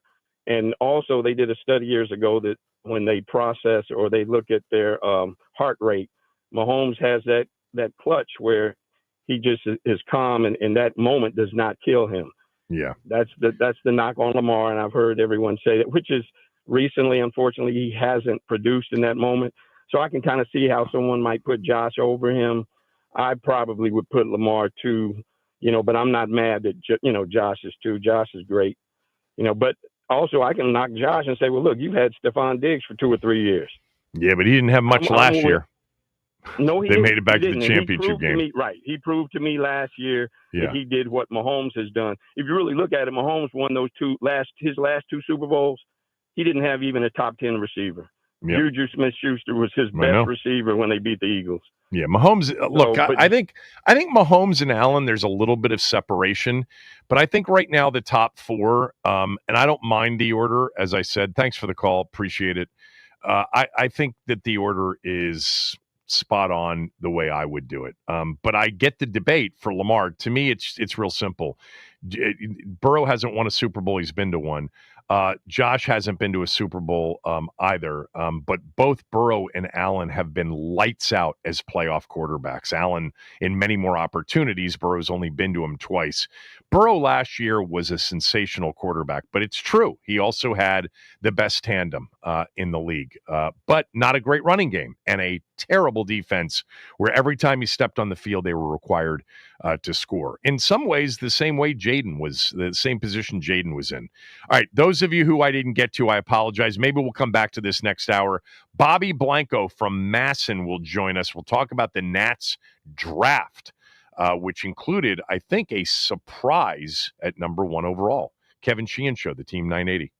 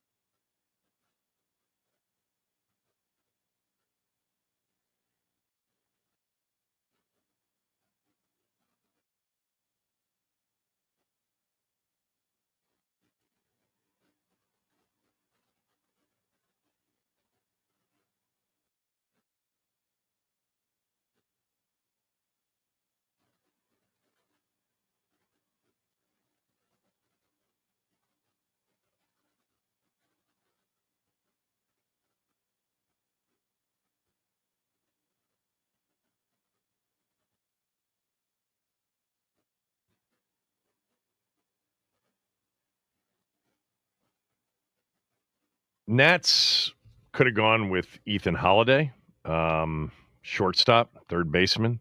Could have gone with Cade Anderson, pitcher from LSU. But they went with Eli Willits, a 17-year-old high school player from the state of Oklahoma. That seemed to surprise some, but it was not, I don't think, a draft with anywhere near a consensus on who the top pick should have been. Bobby Blanco covers the team for Masson. He joins us right now. You can follow Bobby on X at Bobby_Blanco. Bobby is a Terp, and he is a Gonzaga Purple Eagle as well. So last night, they're on the clock, number 1 overall. What % chance would you have given that they would have called out Eli Willits' name? I would have given that a smaller % chance. I think there was a group of 5 or 6 guys that had an equal, well, not equal, but like made up the percentage pie, if you will, of who they could pick. And I think, Cade Anderson and Ethan Holiday definitely took a majority of that pie. But the fact that they went, let's call it the field, those other 4 or 5 guys, is not that surprising, I don't think, just because, like you said at the top, there wasn't a clear-cut number 1. Like, there was no Paul Skeens, Dylan Cruz. There was no Jackson Holiday, even though his brother some had him as the top prospect in this draft class. There was no clear-cut number 1. There was a group of 6 guys, and I think as it got down to it, we heard less and less about Ethan Holiday going 1-1 to the Nationals, and we heard more about Eli Willits coming up. I'm not surprised that they took one of the prep bats. Since Mike Rizzo was dismissed a week ago, I thought all week that it was less likely they were going to take a pitcher and they would go bat or a position player and one of those prep bats. So you could say maybe a little surprised that it wasn't Ethan Holiday, but I'm not surprised too much that it ended up being Eli Willits, even though I know a lot of people are or were. All right, 3 things. First is this. Do you think the fact that Willits will be cheaper to sign, Cade Anderson and Ethan Holiday, correct me if I'm wrong, but I think they're Boris clients and they're older players, obviously. Do you think that could have factored into the decision at all? I think it definitely did. I don't think we'll ever hear anyone from the Nationals come out and say that publicly, but I do think that it is part of this new regime, and new regime meaning the Danny Haas and Brad Selick, who they hired a couple of years ago. This is only their second draft, but that is part of their mojo in terms of going into draft. I think you could argue, should you take that approach when you're drafting 1-1? That's a different conversation, but it is part of their strategy of maybe going a little underslot in the first round so you can sign guys that fall out of the first round in the second and third round, particularly high school players that have strong commitments to top programs. I do think that did play a role that, Willits will not cost as much probably as Ethan Holiday or Cade Anderson. And you're right, both of those guys are Boris guys and Willits is not. So I think that does play a role and a factor into it. I think that's fair to say. All right. Second question on Willits. Do you think that this pick changed with the firing of Mike Rizzo? And that's another question that, I tried to get an answer out of when we spoke to the guys from the Nationals war room last night. They didn't really say, of course they always said that, we've honed in on him for a while. He was one of our top guys. I don't think that Mike Rizzo leaving, it's hard to say. I do think that if Mike Rizzo was still here, there was a higher chance that they would have taken one of the pitchers because Mike Rizzo loved starting pitching. Mike Rizzo always said you can never have enough starting pitching. And I think a guy like Cade Anderson would have been, a little too tantalizing for him to pass up at 1-1. So when Rizzo left, I thought it was less likely they would take a pitcher and more likely that they took a position player. Is drafting Willits an indication that this is an even longer term approach to the rebuild? I mean, is there less sense of urgency given that the time frame for him to get to the bigs is much longer? I think that's a fair question because, right, he is only 17. When we spoke to him last night, he mentioned one of his goals now that he's been drafted is to reach the major leagues by the time he's 20, and that would be in 2028. That's 3 years from now. So that's a long ways away. So, a lot of the conversation leading up to the draft was an argument for one of those college pitchers would be, hey, they could contribute at the major league level next year. And Willits has a much longer timeline because he's so young, because he's so raw. So I don't know how much that factored into it, but it does kind of add to the story and paints this picture of, yeah, maybe they think that they are a little further away than they had previously thought at the beginning of the season. All right, we're talking to Bobby Blanco from Mass, and actually a couple more questions on Willits. Does this say anything about C.J. Abrams and his long-term, presence on this roster? It's hard to tell. I mean, it's not like when you draft a quarterback 1-1 in the NFL and you know Right. that guy's immediately going to be your starter, and whoever is already, in place is going to be moved to the bench. But if you're looking at that timeline, like I just mentioned, that Willits would be, if he makes it to the majors by he's 20, that'd be 2028. That would be C.J. Abrams, last year under contract. That would be, he'd be heading into a free agent after that season. So I don't know if, maybe they do come to a long-term deal. They have now 3 years to decide if they want to make C.J. Abrams a contract extension offer and make him the shortstop of the future. But if not, then they have this kid now at that time will be hopefully ready to step in and be their everyday shortstop and maybe the shortstop of the future. So I don't know if it says anything in the immediate about CJ's future with the team, but maybe it does down the line as he gets closer to free agency and Willits gets closer to his major league debut. All right, beyond some of the reasons we talked about, including maybe even upfront expense, why Willits? Tell us about the player. Yeah, I mean, he was all along, this is not just coming from the Nationals, he was all along kind of projected as the best overall hitter in this class. The bat-to-ball skills are elite. He doesn't really strike out. He stays within the zone, and he just uses the middle of the field really, really well. And he is an elite defender. He is projected to stay at shortstop. Ethan Holiday, a lot of people have him projected moving to third base, a corner outfield spot, maybe even first base down the line, because he's built more like his dad, just that big, hulking, natural, slugging power hitter, whereas Jackson, his brother, is obviously more of an athletic up-the-middle infielder and has been able to stay at short second base for the Orioles. And Willits is more like that. He is going to stay at shortstop. He is athletic enough. His defense is elite. His glove is elite. He's got range. He's got speed on the base paths.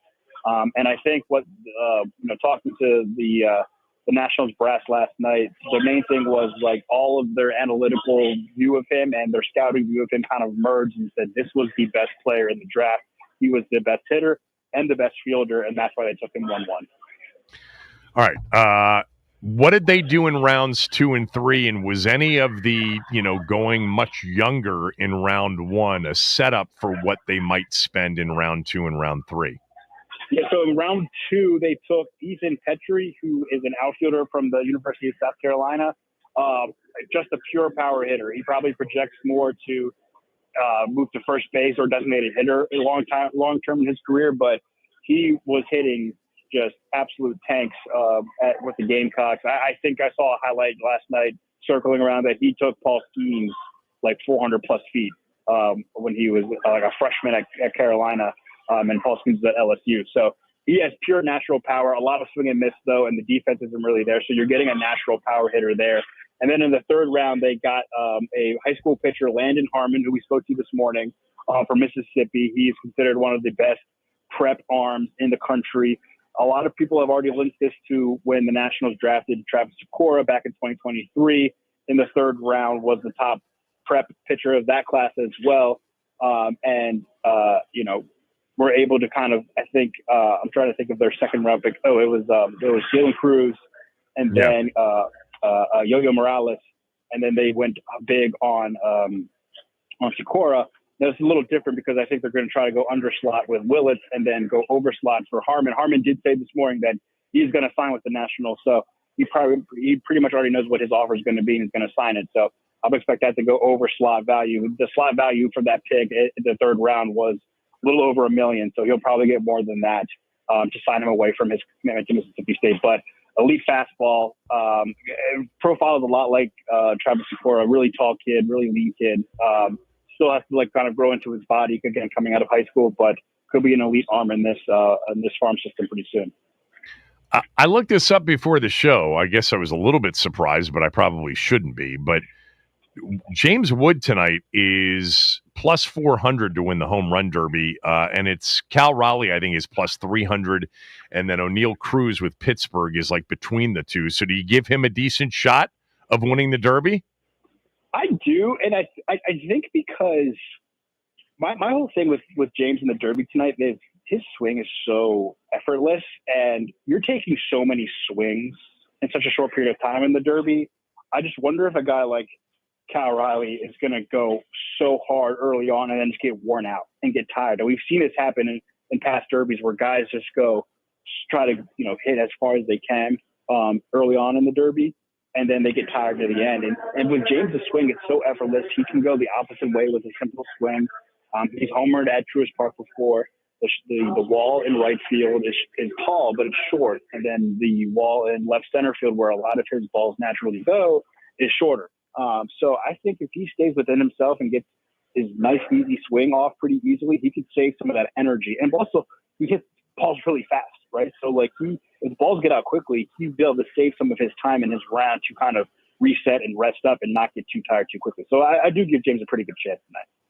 All right, last one, and I appreciate the time, and I appreciate you being available based on when I asked you. Thanks for that. Bobby's great.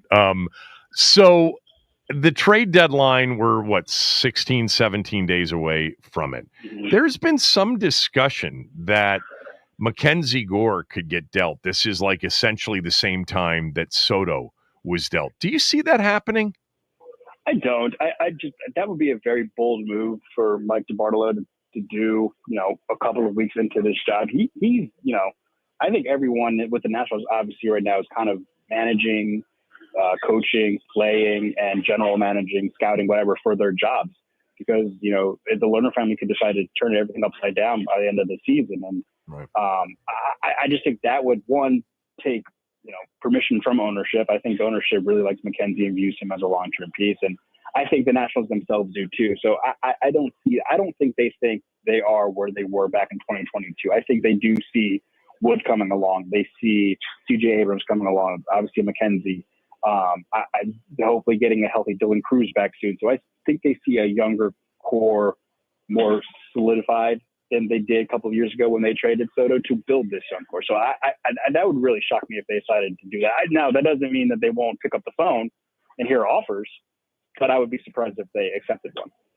All right. The Nats have how many more picks today? They have I think it's just, they have one every round. They don't have any extra picks. So they've already made a couple. So rounds 4 through 20 are today. And they've already selected another high school pitcher out of New York, a guy who throws heat, but has some control issues. Thanks, Bobby, for doing this. Appreciate it. Hope you're well. Yeah, thanks, Kevin. Anytime. Appreciate it. Bobby Blanco, everybody, at Bobby_Blanco on X on Twitter. Bobby covers the team for Masson. Zach Ertz had some very nice things to say about his current team. We'll tell you what he said when we come back. Kevin Sheehan Show, the Team 980, the team980.com. You can stream us on the team980.com or through the Odyssey app, and also you can check us out on our YouTube page. Subscribe it and like it when you get there.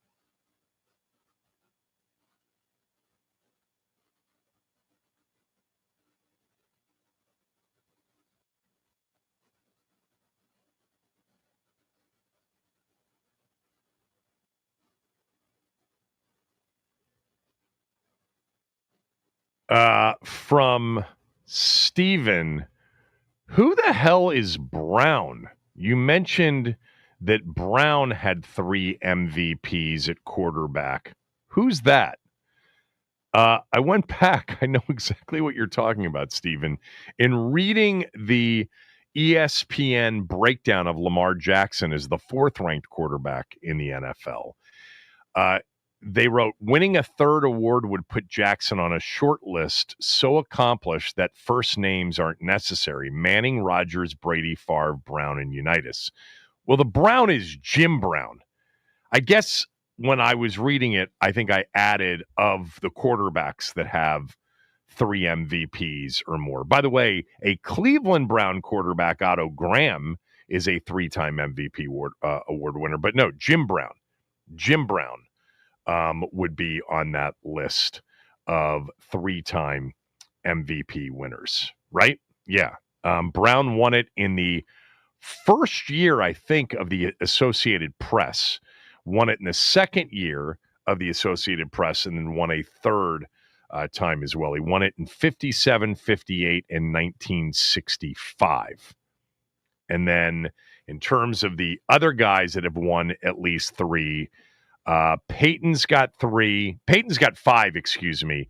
And then Rodgers has 4. Brady has 3. And who's the other player that they listed? Unitas. Unitas has 3. So those are the quarterbacks that have at least 3 are Manning, Rodgers, Brady, Favre, Unitas. The Brown on that list, Stephen, was Jim Brown, the only non-QB to have 3 MVPs. All right.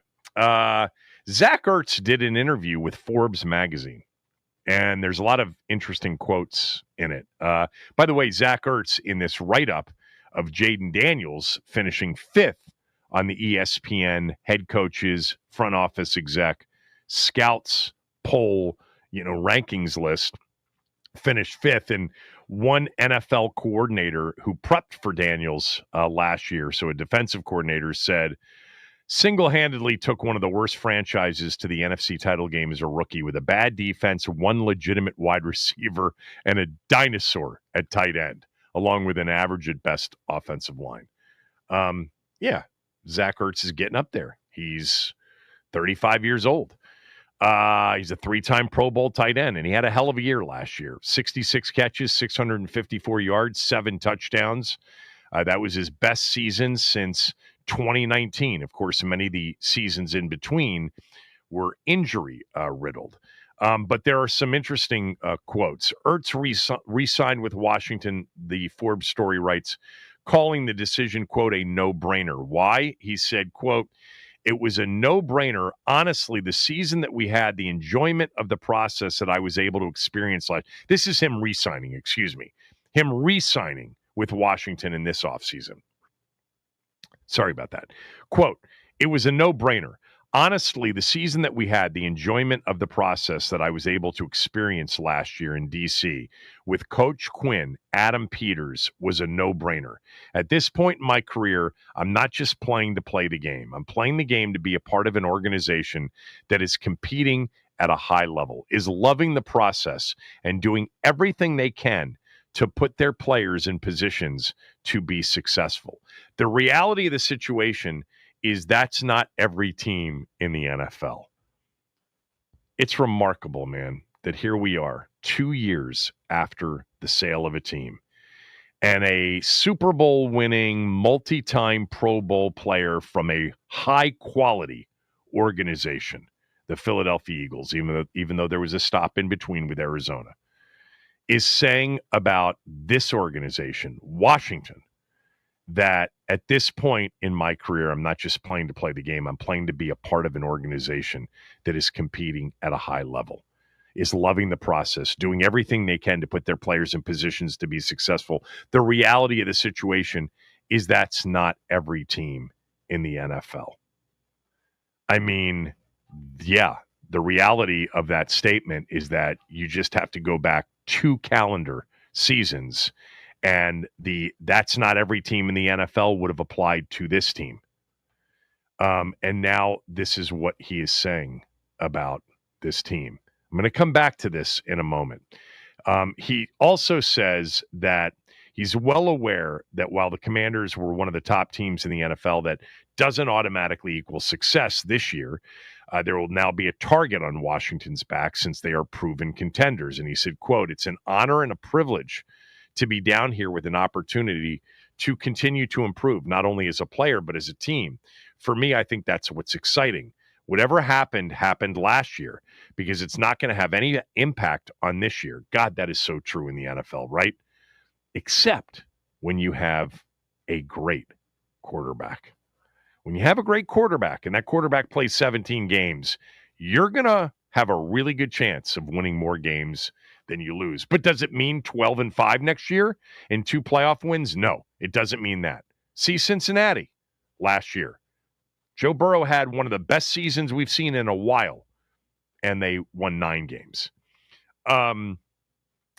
Ertz also gave credit to Adam Peters, for building Washington into a contender with the right kind of players. He says, "It makes everything enjoyable," quote, enjoyable, because the players make the building, quote, special.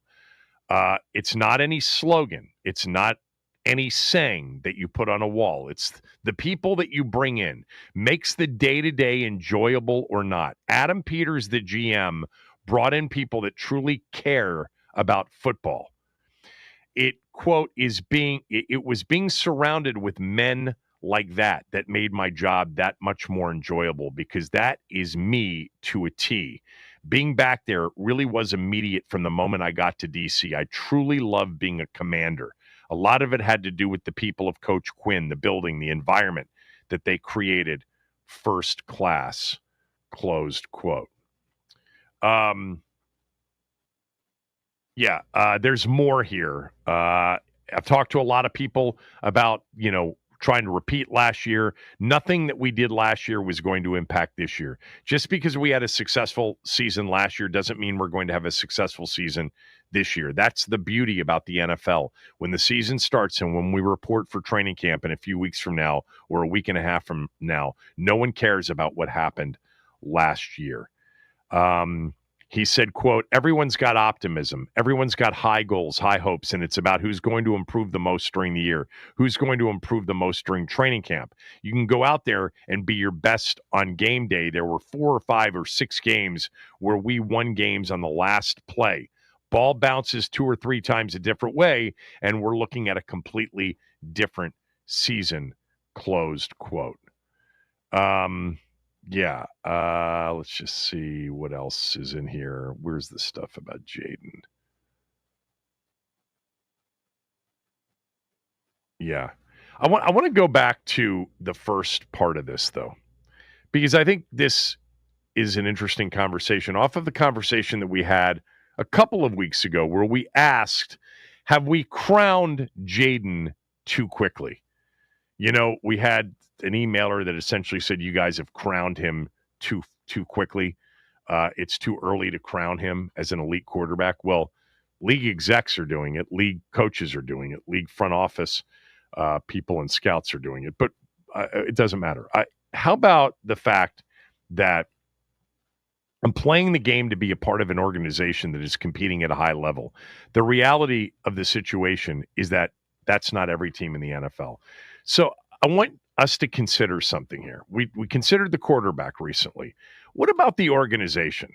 Now everybody says great things about the organization. Let Adam cook seems to be something I read so often from you guys. Let DQ cook. I mean, the front office, the coaching staff. By the way, I don't disagree. I think right now it's a really good situation from ownership through the entire staff. Front office, I know some of the people in the front office, they're sharp, they're doing a good job. The fact that everybody in that R&D department last year, all of them were on Jaden from the beginning and apparently never had a doubt that he was the guy. And Adam Peters never had a doubt. That's encouraging to know that there wasn't like a lot of debate, that it wasn't like one person that made the decision. They all seem to be on the same page, and it seems to be the high intellect page. But it was one season. It was a season in which, a lot of people have said, hey, man, even Ertz said, a couple of those games go the other way. New Orleans catches the 2-point conversion with no time left. Devontae Smith catches the 3rd and 5 for a first down. The jumping off sides on the touchdown, on the game-winning touchdown pass against Philly, the false start that wasn't called, the Hail Mary. We know them all. I mean, maybe it's a 9-win season. What if those plays don't go our way? And still a good team, but they end up 9-8 and outside of the postseason. Every team that qualified for the postseason last year in the wild card race was 11-6 or better. I mean, it was Minnesota at 14-3, Washington at 12-5, and Green Bay at 11-6. And then you had, those were those were seeds 5, 6, and 7 in the NFC playoffs. The other teams were division winners. Yeah, there were a couple of 10-7 division winners, Tampa and the Rams. So the question is, at 301-230-0980, have we gotten ahead of our skis on the organization, on the front office, on the coaching staff? Dan Quinn, even though this isn't true, but this was discussed when they hired him, that he was like the 4th or 5th choice. Not true, okay? That wasn't true at all. And people who say that clearly are not in the know and didn't talk to anybody during the process. He was always very much at the top of their list or very near the top of the list. They loved him. They fell in love with him from the beginning. But it's not like Quinn was, guaranteed to get a gig last offseason. It's, the possibility of him returning to Dallas to be the defensive coordinator. And by the way, after that performance against the Packers in the postseason that year, there would have been some prove it to me, even though that defense was pretty good that year. Adam Peters just completed his first year as a general manager. There are still some picks that we're not entirely sure about. Sinnott, right? I mean, Johnny Newton got the most important one right, though, didn't he? He got that one right. Have we crowned the organization too quickly after 1 year? Have we gotten ahead of our skis in saying that all of a sudden this is a top-tier, top-flight organization? I mean, that's a bigger turnaround than the one at quarterback from where it was 2 years ago. I mean, truly the worst NFL organization of the last 20 years up until the end of 2023. And now, a year and a half later, not even, it's one of the best. Zach Ertz says it is. A lot of other people have said it is. A lot of their players say it is. Have we crowned the organization too quickly as top tier? Now, when I say top tier, a list of the top 10 general managers or even the top 10 coaches at this point probably won't include Adam Peters or Dan Quinn, but they're right outside the top 10. They're pushing the top 10. Dan Quinn proved last year he's certainly a top half of the league head coach. I'm sure we'll get a head coach list here that we can look at some point. Maybe top tier isn't it, but are they being crowned as a really good organization too quickly? 301-230-0980. 301-230-0980. Phone lines are open. Your thoughts. And I'll tell you what Ertz said about Daniels when we come back. Kevin Sheehan Show, the Team 980 and the Team980.com.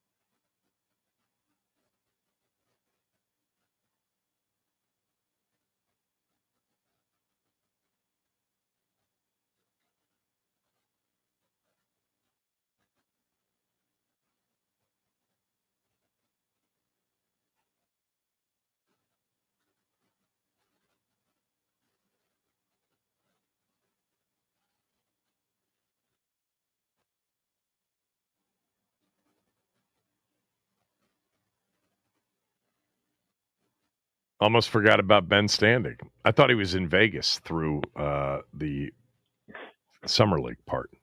Wizards aren't done yet. He joins us right now. If you're on hold, stay there. I'm still going to ask that question, and we'll take some calls on it.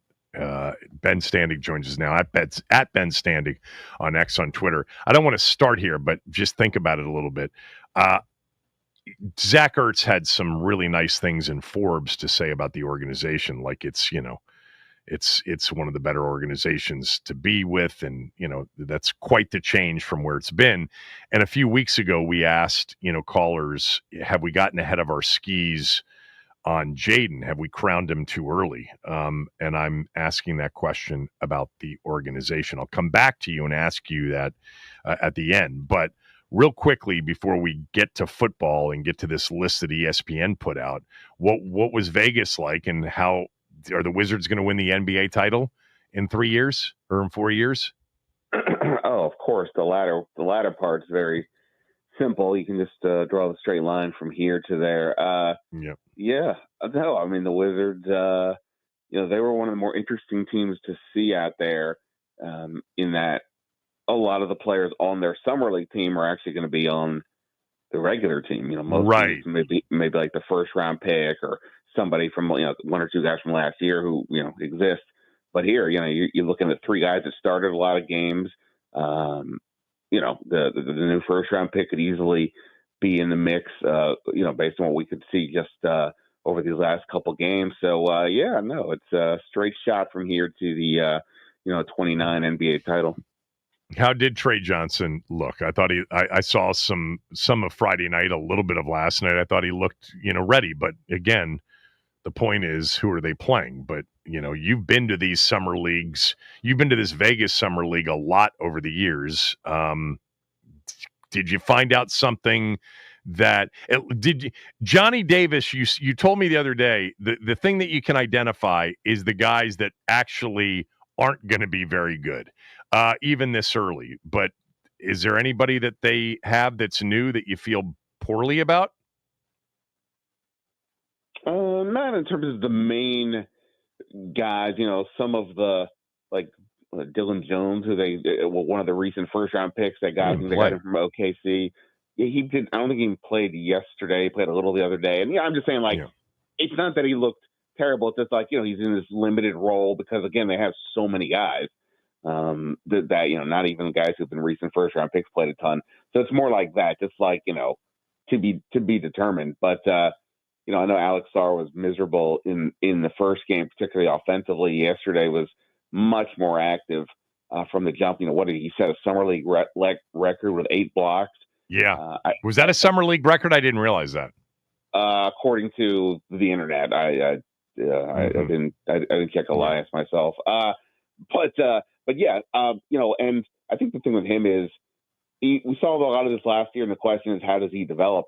He can definitely shoot. He's got a good feel for the passing game, and he can protect the rim, but he doesn't have much physical play inside at all, particularly on offense. He seems to not have a great feel for, how to get his shots off easily inside. And I'm not saying, this would be this would be fine if this is the case, but he's kind of reminded me more and more of Jaren Jackson Jr., the Memphis center, kind of all-star, but in that nothing wrong with that. Right, can shoot, can protect the rim, but doesn't rebound. So it's not that that's necessarily the worst thing, but it's if they're reshape expectations, and i.e. that they still would need somebody to bang inside. But yeah, his upside is still there. He just needs to be more consistent with his aggressiveness on offense in particular. If he's really going to make a mark in this league.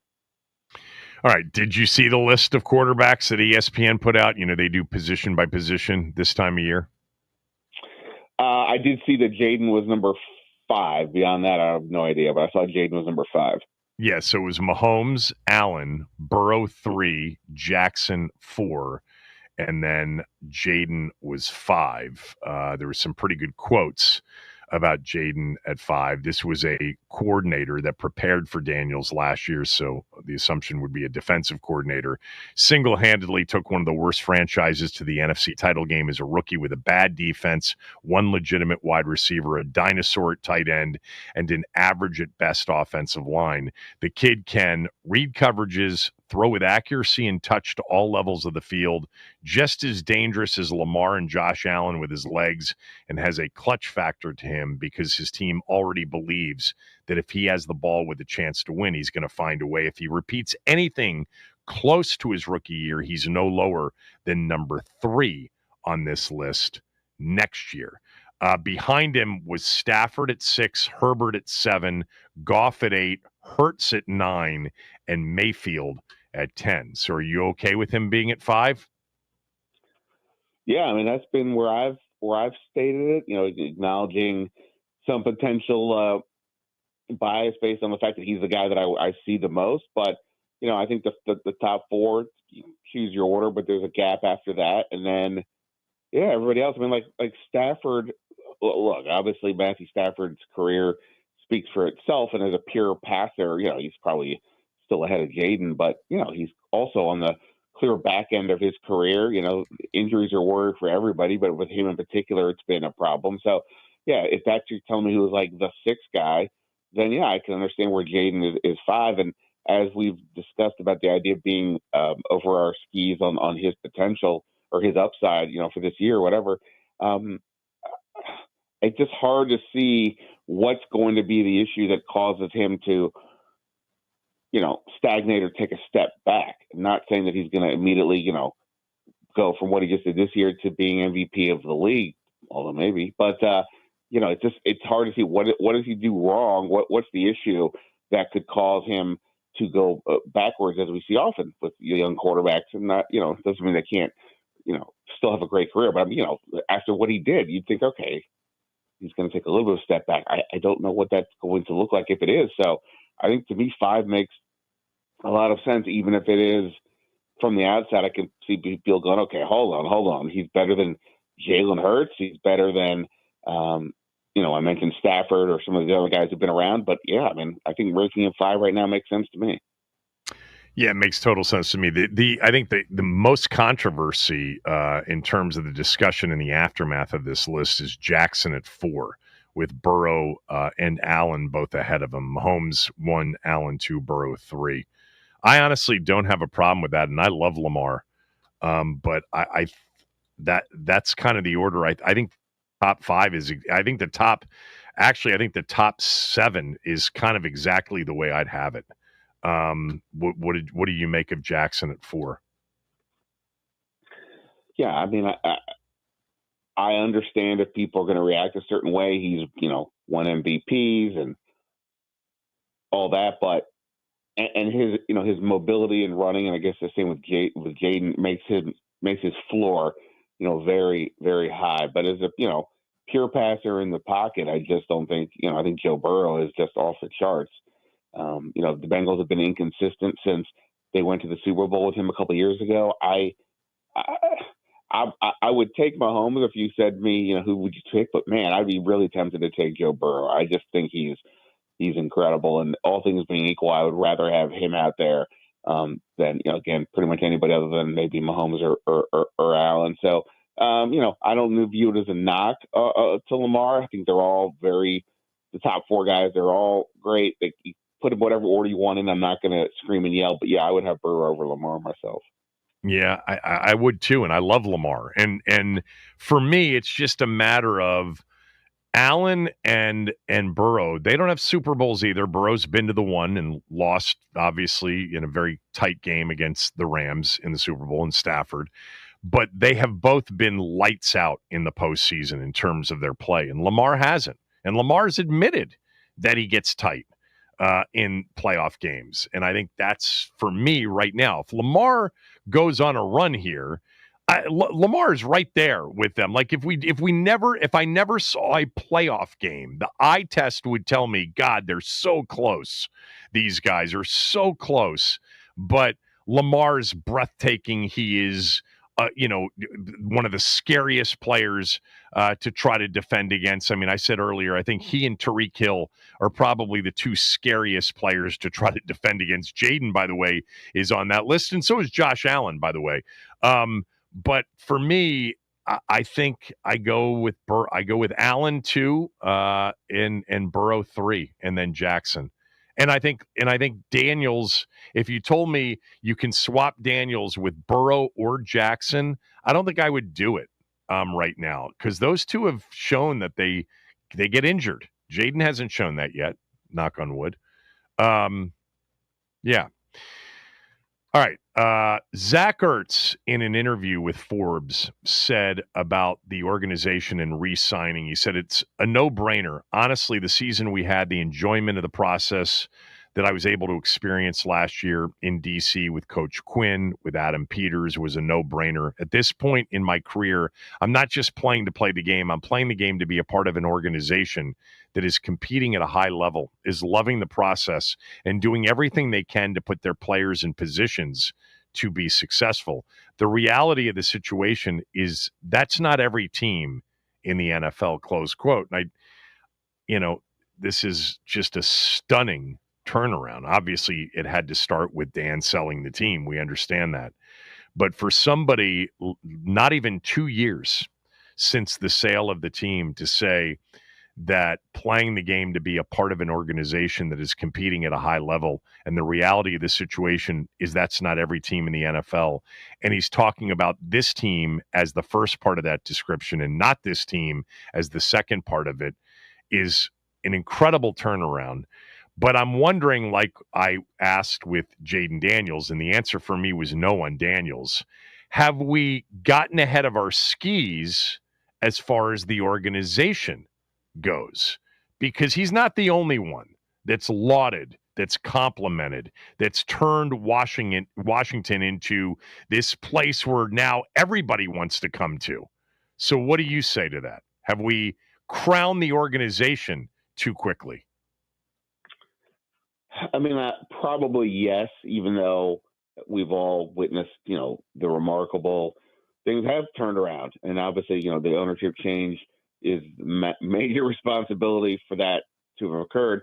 I mean, look, last year you give Peters and Quinn and to whatever degree Josh Harris, all the credit in the world for putting the organization in such good standing that, they were the group that, when breaks went their way, they were ready to take advantage of it, which you wouldn't think would have been plausible in essentially the first real year of this new era. And yet that is what happened.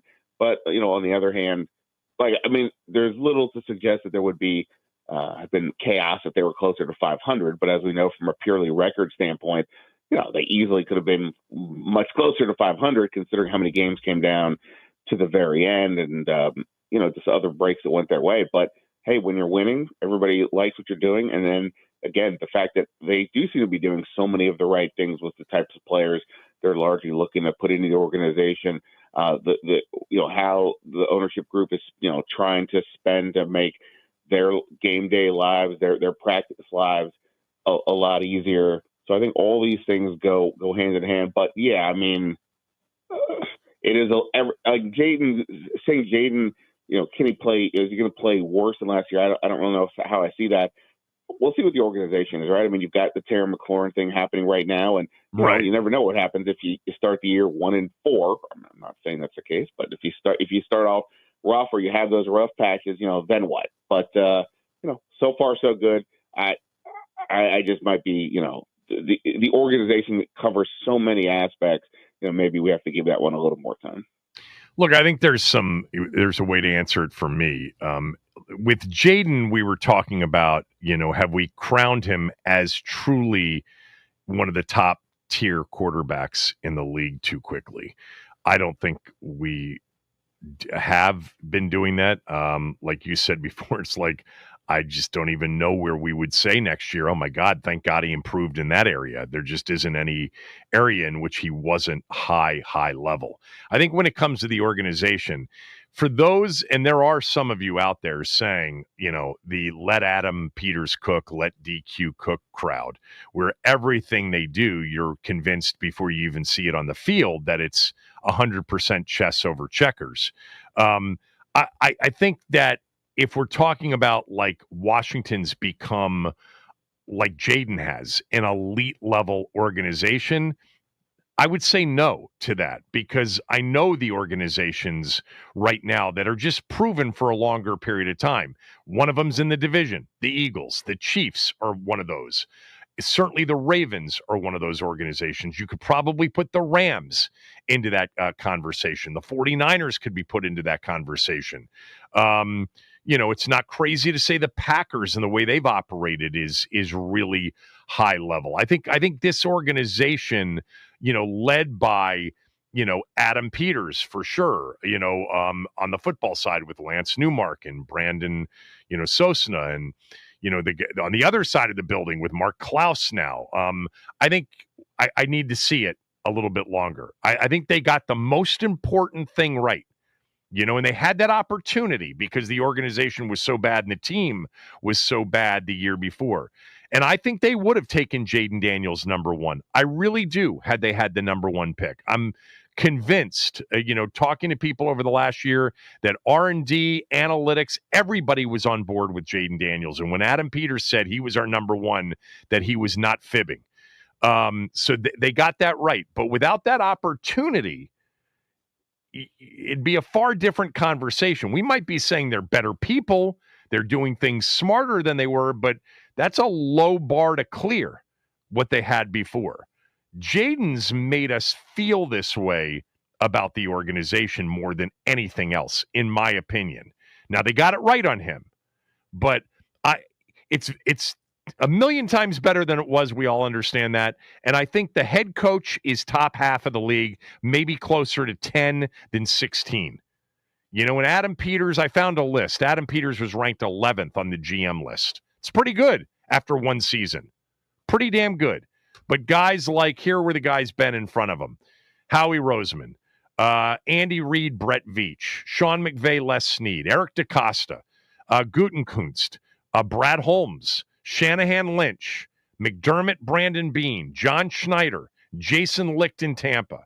So anyway, that's the way I would view it. Like, if we're saying that they've become a good organization, that's not ahead of our skis. That's not crowning it. If we're saying elite level organization, too early. Yeah, no, agree. I mean, look, obviously this season, right? The follow-up year, if they go 7-10, I mean, I don't think anybody can sit here and say that that's impossible.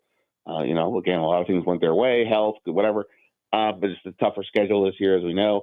So you'd be like, okay, well, that's not an inconceivable timeline. Maybe it's not the most likely, but it's not inconceivable.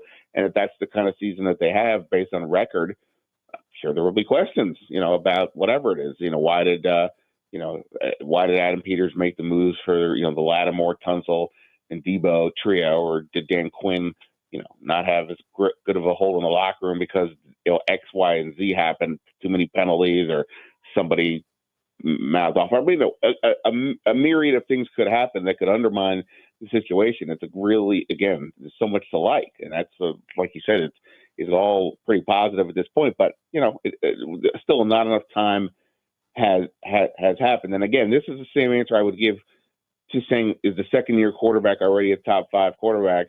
Probably like, well, probably not. But that's the thing with what he did last year. It was that extraordinary that I really don't have an issue with it after 1 year. But for the organization, yeah, I think you got to give the other teams credit for what they've done, and let's see Washington be consistent enough to be part of that group. I did find Warren Sharp put together rankings of the coaches, and Quinn was 13th on the list. Behind, in order, 1, Andy Reid, 2, John Harbaugh, a tie for third between Campbell, McVay, and Sirianni. I'm sorry, I cannot have Sirianni that high. Shanahan was then 6 after the tie for third. O'Connell 7th, LaFleur 8th, McDermott 9th, tied with Harbaugh, Jim Harbaugh. Then Peyton 11th, Tomlin 12th, and Quinn 13th, one ahead of Bowles. I think Quinn is clearly a top half of the league head coach, and I'd probably have him closer to 10 than 16 on the list. They've got him at 13, or Warren Sharp did. Seems right. All right. What else? Anything on Terry? No, but I think this is, again, with training camp next week, and I don't know everybody's exact itinerary in terms of their vacations, but, you would think that people are going to be back this week. They're not just getting back the day before it starts, the way a lot of us would for work. So, for a regular job. So I imagine that things could get, ramped up a bit this week. What that means, we'll have to wait and see, but it's not, I don't think it's inconceivable, but that by the time you and I talk again, if we're talking on Friday, that maybe there's at least something in the air about what's going on, but I'm not, until we get to the point where it's really crossed the deadline of like the start of camp, I'm going to remain confident that something gets done. But this is the week where maybe we start to hear something. All right. Did you win money or lose money in Vegas? Honestly, I really didn't play much in terms of blackjack. I was there with some friends. It wasn't exactly that type of trip, and there's a lot of other stuff going on. But no, I had I lost money in terms of overspending, but not so much from the table this time. All right. Well, hopefully you got out of that champagne lounge before they took you for too much. I'll talk to you later. Thanks. Appreciate it. Yep. Ben Standing, everybody. All right. Phone lines 301-230-0980.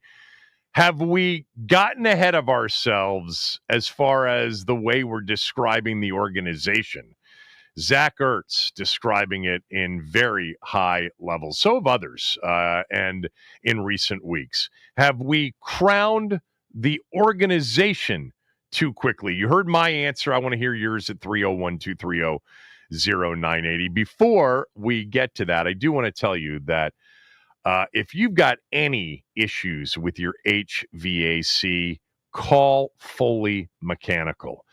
We had some issues with our HVAC system, and Foley Mechanical was the first call we made. And Dan Foley himself came out and worked, by the way, directly with my wife. That's not always the easiest thing to do, but she knows what she's talking about, and so does Foley Mechanical. She was super impressed. And by the way, Dan Foley, who runs Foley Mechanical, this isn't a corporate chain. This is a business he owns top to bottom. He's involved. His crew is outstanding. They are the experts, especially with older homes with radiator heat, which is rare these days. Foley Mechanical. They cover D.C., Maryland, and Virginia. They proudly install Amana HVAC systems. Trust me, they know what they're doing. If you have any issues with HVAC, call Foley Mechanical.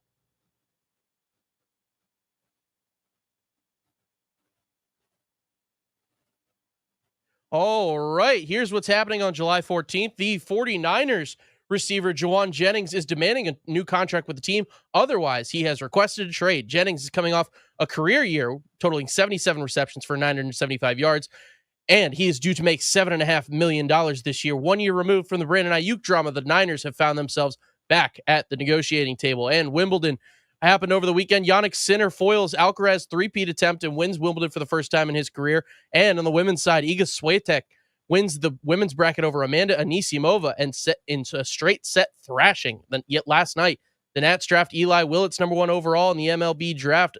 Some other notable picks: Cade Anderson went number 3 to the Seattle Mariners, and Ethan Holiday number 4 to the Colorado Rockies. Last night, the Wizards picked up a win in the Summer League, 102-96 over the Brooklyn Nets. Alex Sarr had one hell of a game with 8 total blocks, and Drew Timme took over for the Nets, totaling over 30 points. And tonight, the home run derby, Ronald Acuna is out due to an injury. Matt Olson will be his replacement. James Wood looks to become the first Washington National to win the derby since Juan Soto did it in 2022. This update is sponsored by the Team 980 YouTube page. Just open the app, type in the Team 980, hit subscribe. Kevin Sheehan is live from 10 to 1. And Craig Hoffman from 4 to 7. Don't forget to like the streams and turn on notifications to stay up to date on all things DC sports. And that's what's trending.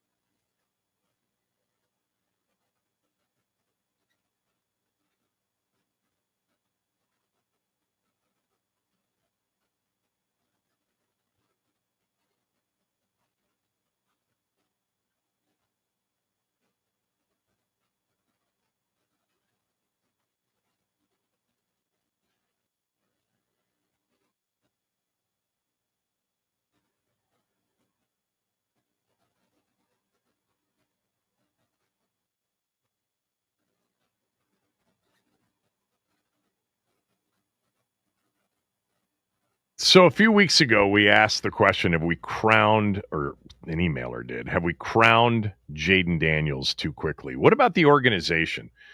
Zach Ertz saying very nice things about the organization that he just re-signed with, saying that I'm not just playing to play the game, I'm playing the game to be a part of an organization that is competing at a high level. The reality of the situation is that that's not what every team in the NFL does. And that used to be our team, for sure, that we were not thought of very highly. We were avoided like the plague unless there was no choice.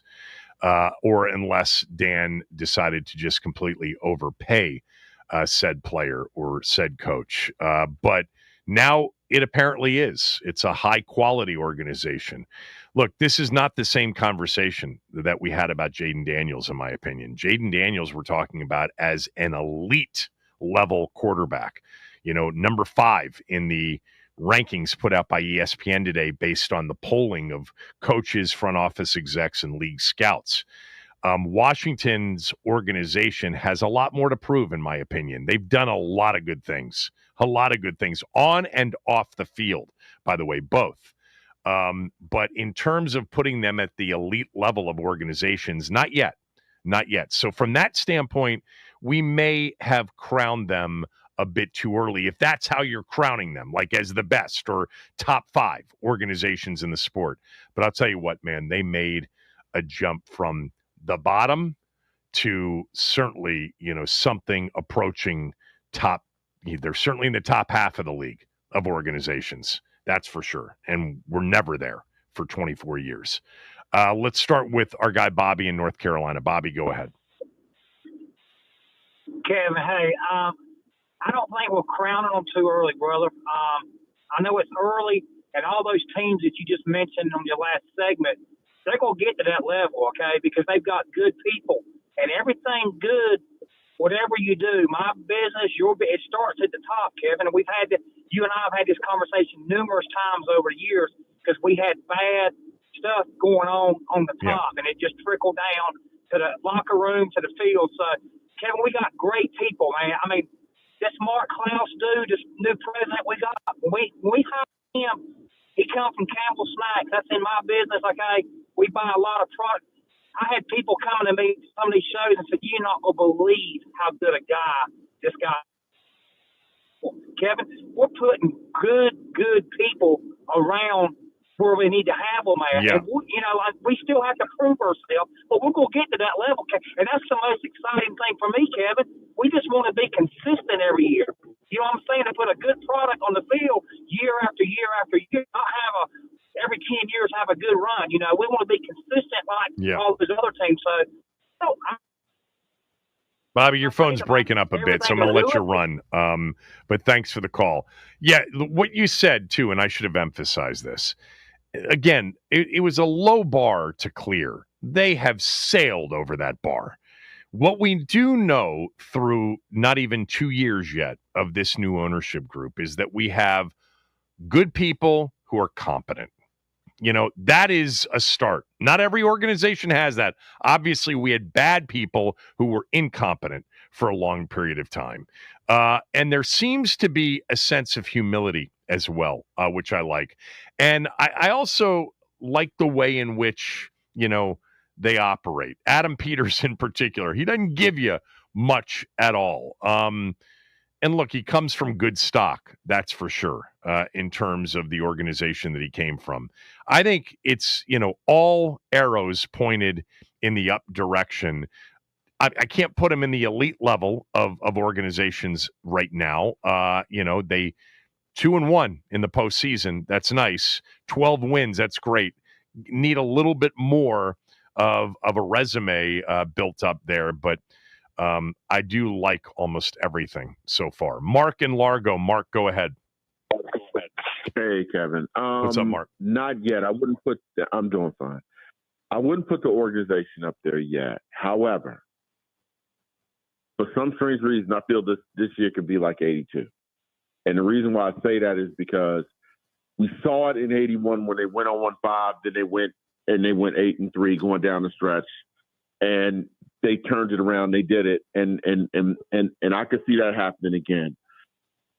I think the bigger thing here is for Washington to understand is, even though they are the oldest team in the league, they are drafting for the future and trying to get players in to make everything better. I love Jalen Lane. Well, they only had 5 picks this year. Remember, they traded away a lot of picks this year and next. They sure did.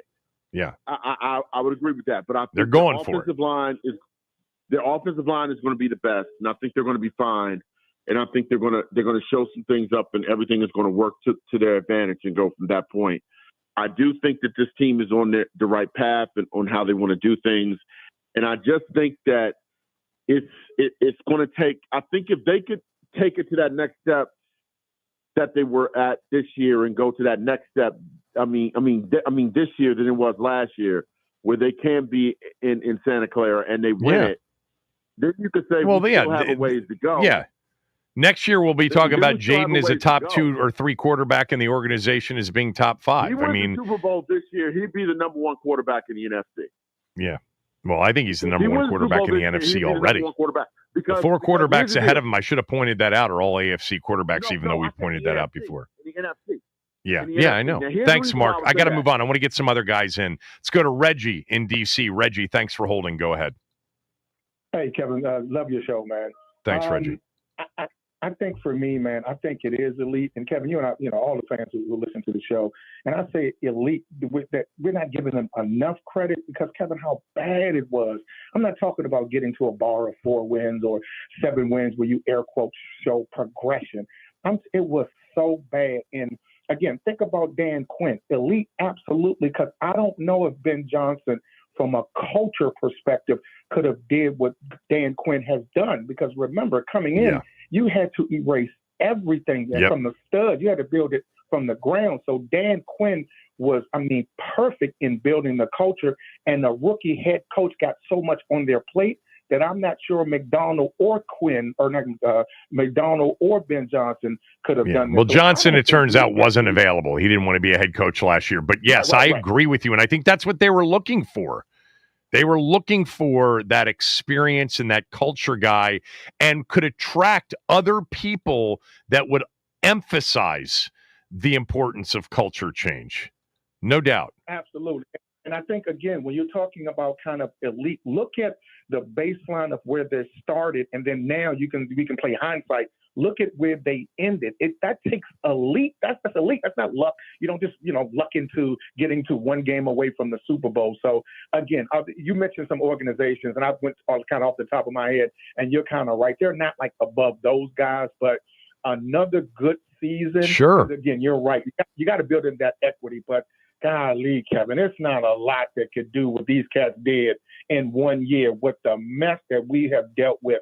It's not that many. The culture thing was so much harder because that was attainable. The quarterback thing, you needed some good fortune. You needed him to be there. You needed to have number 2 in the right year. And so, but you needed to get it right also. Reggie, thanks. For all of you on hold, sorry, we're out of time. We'll come back to this maybe tomorrow, but appreciate you jumping on. Chris Russell is next.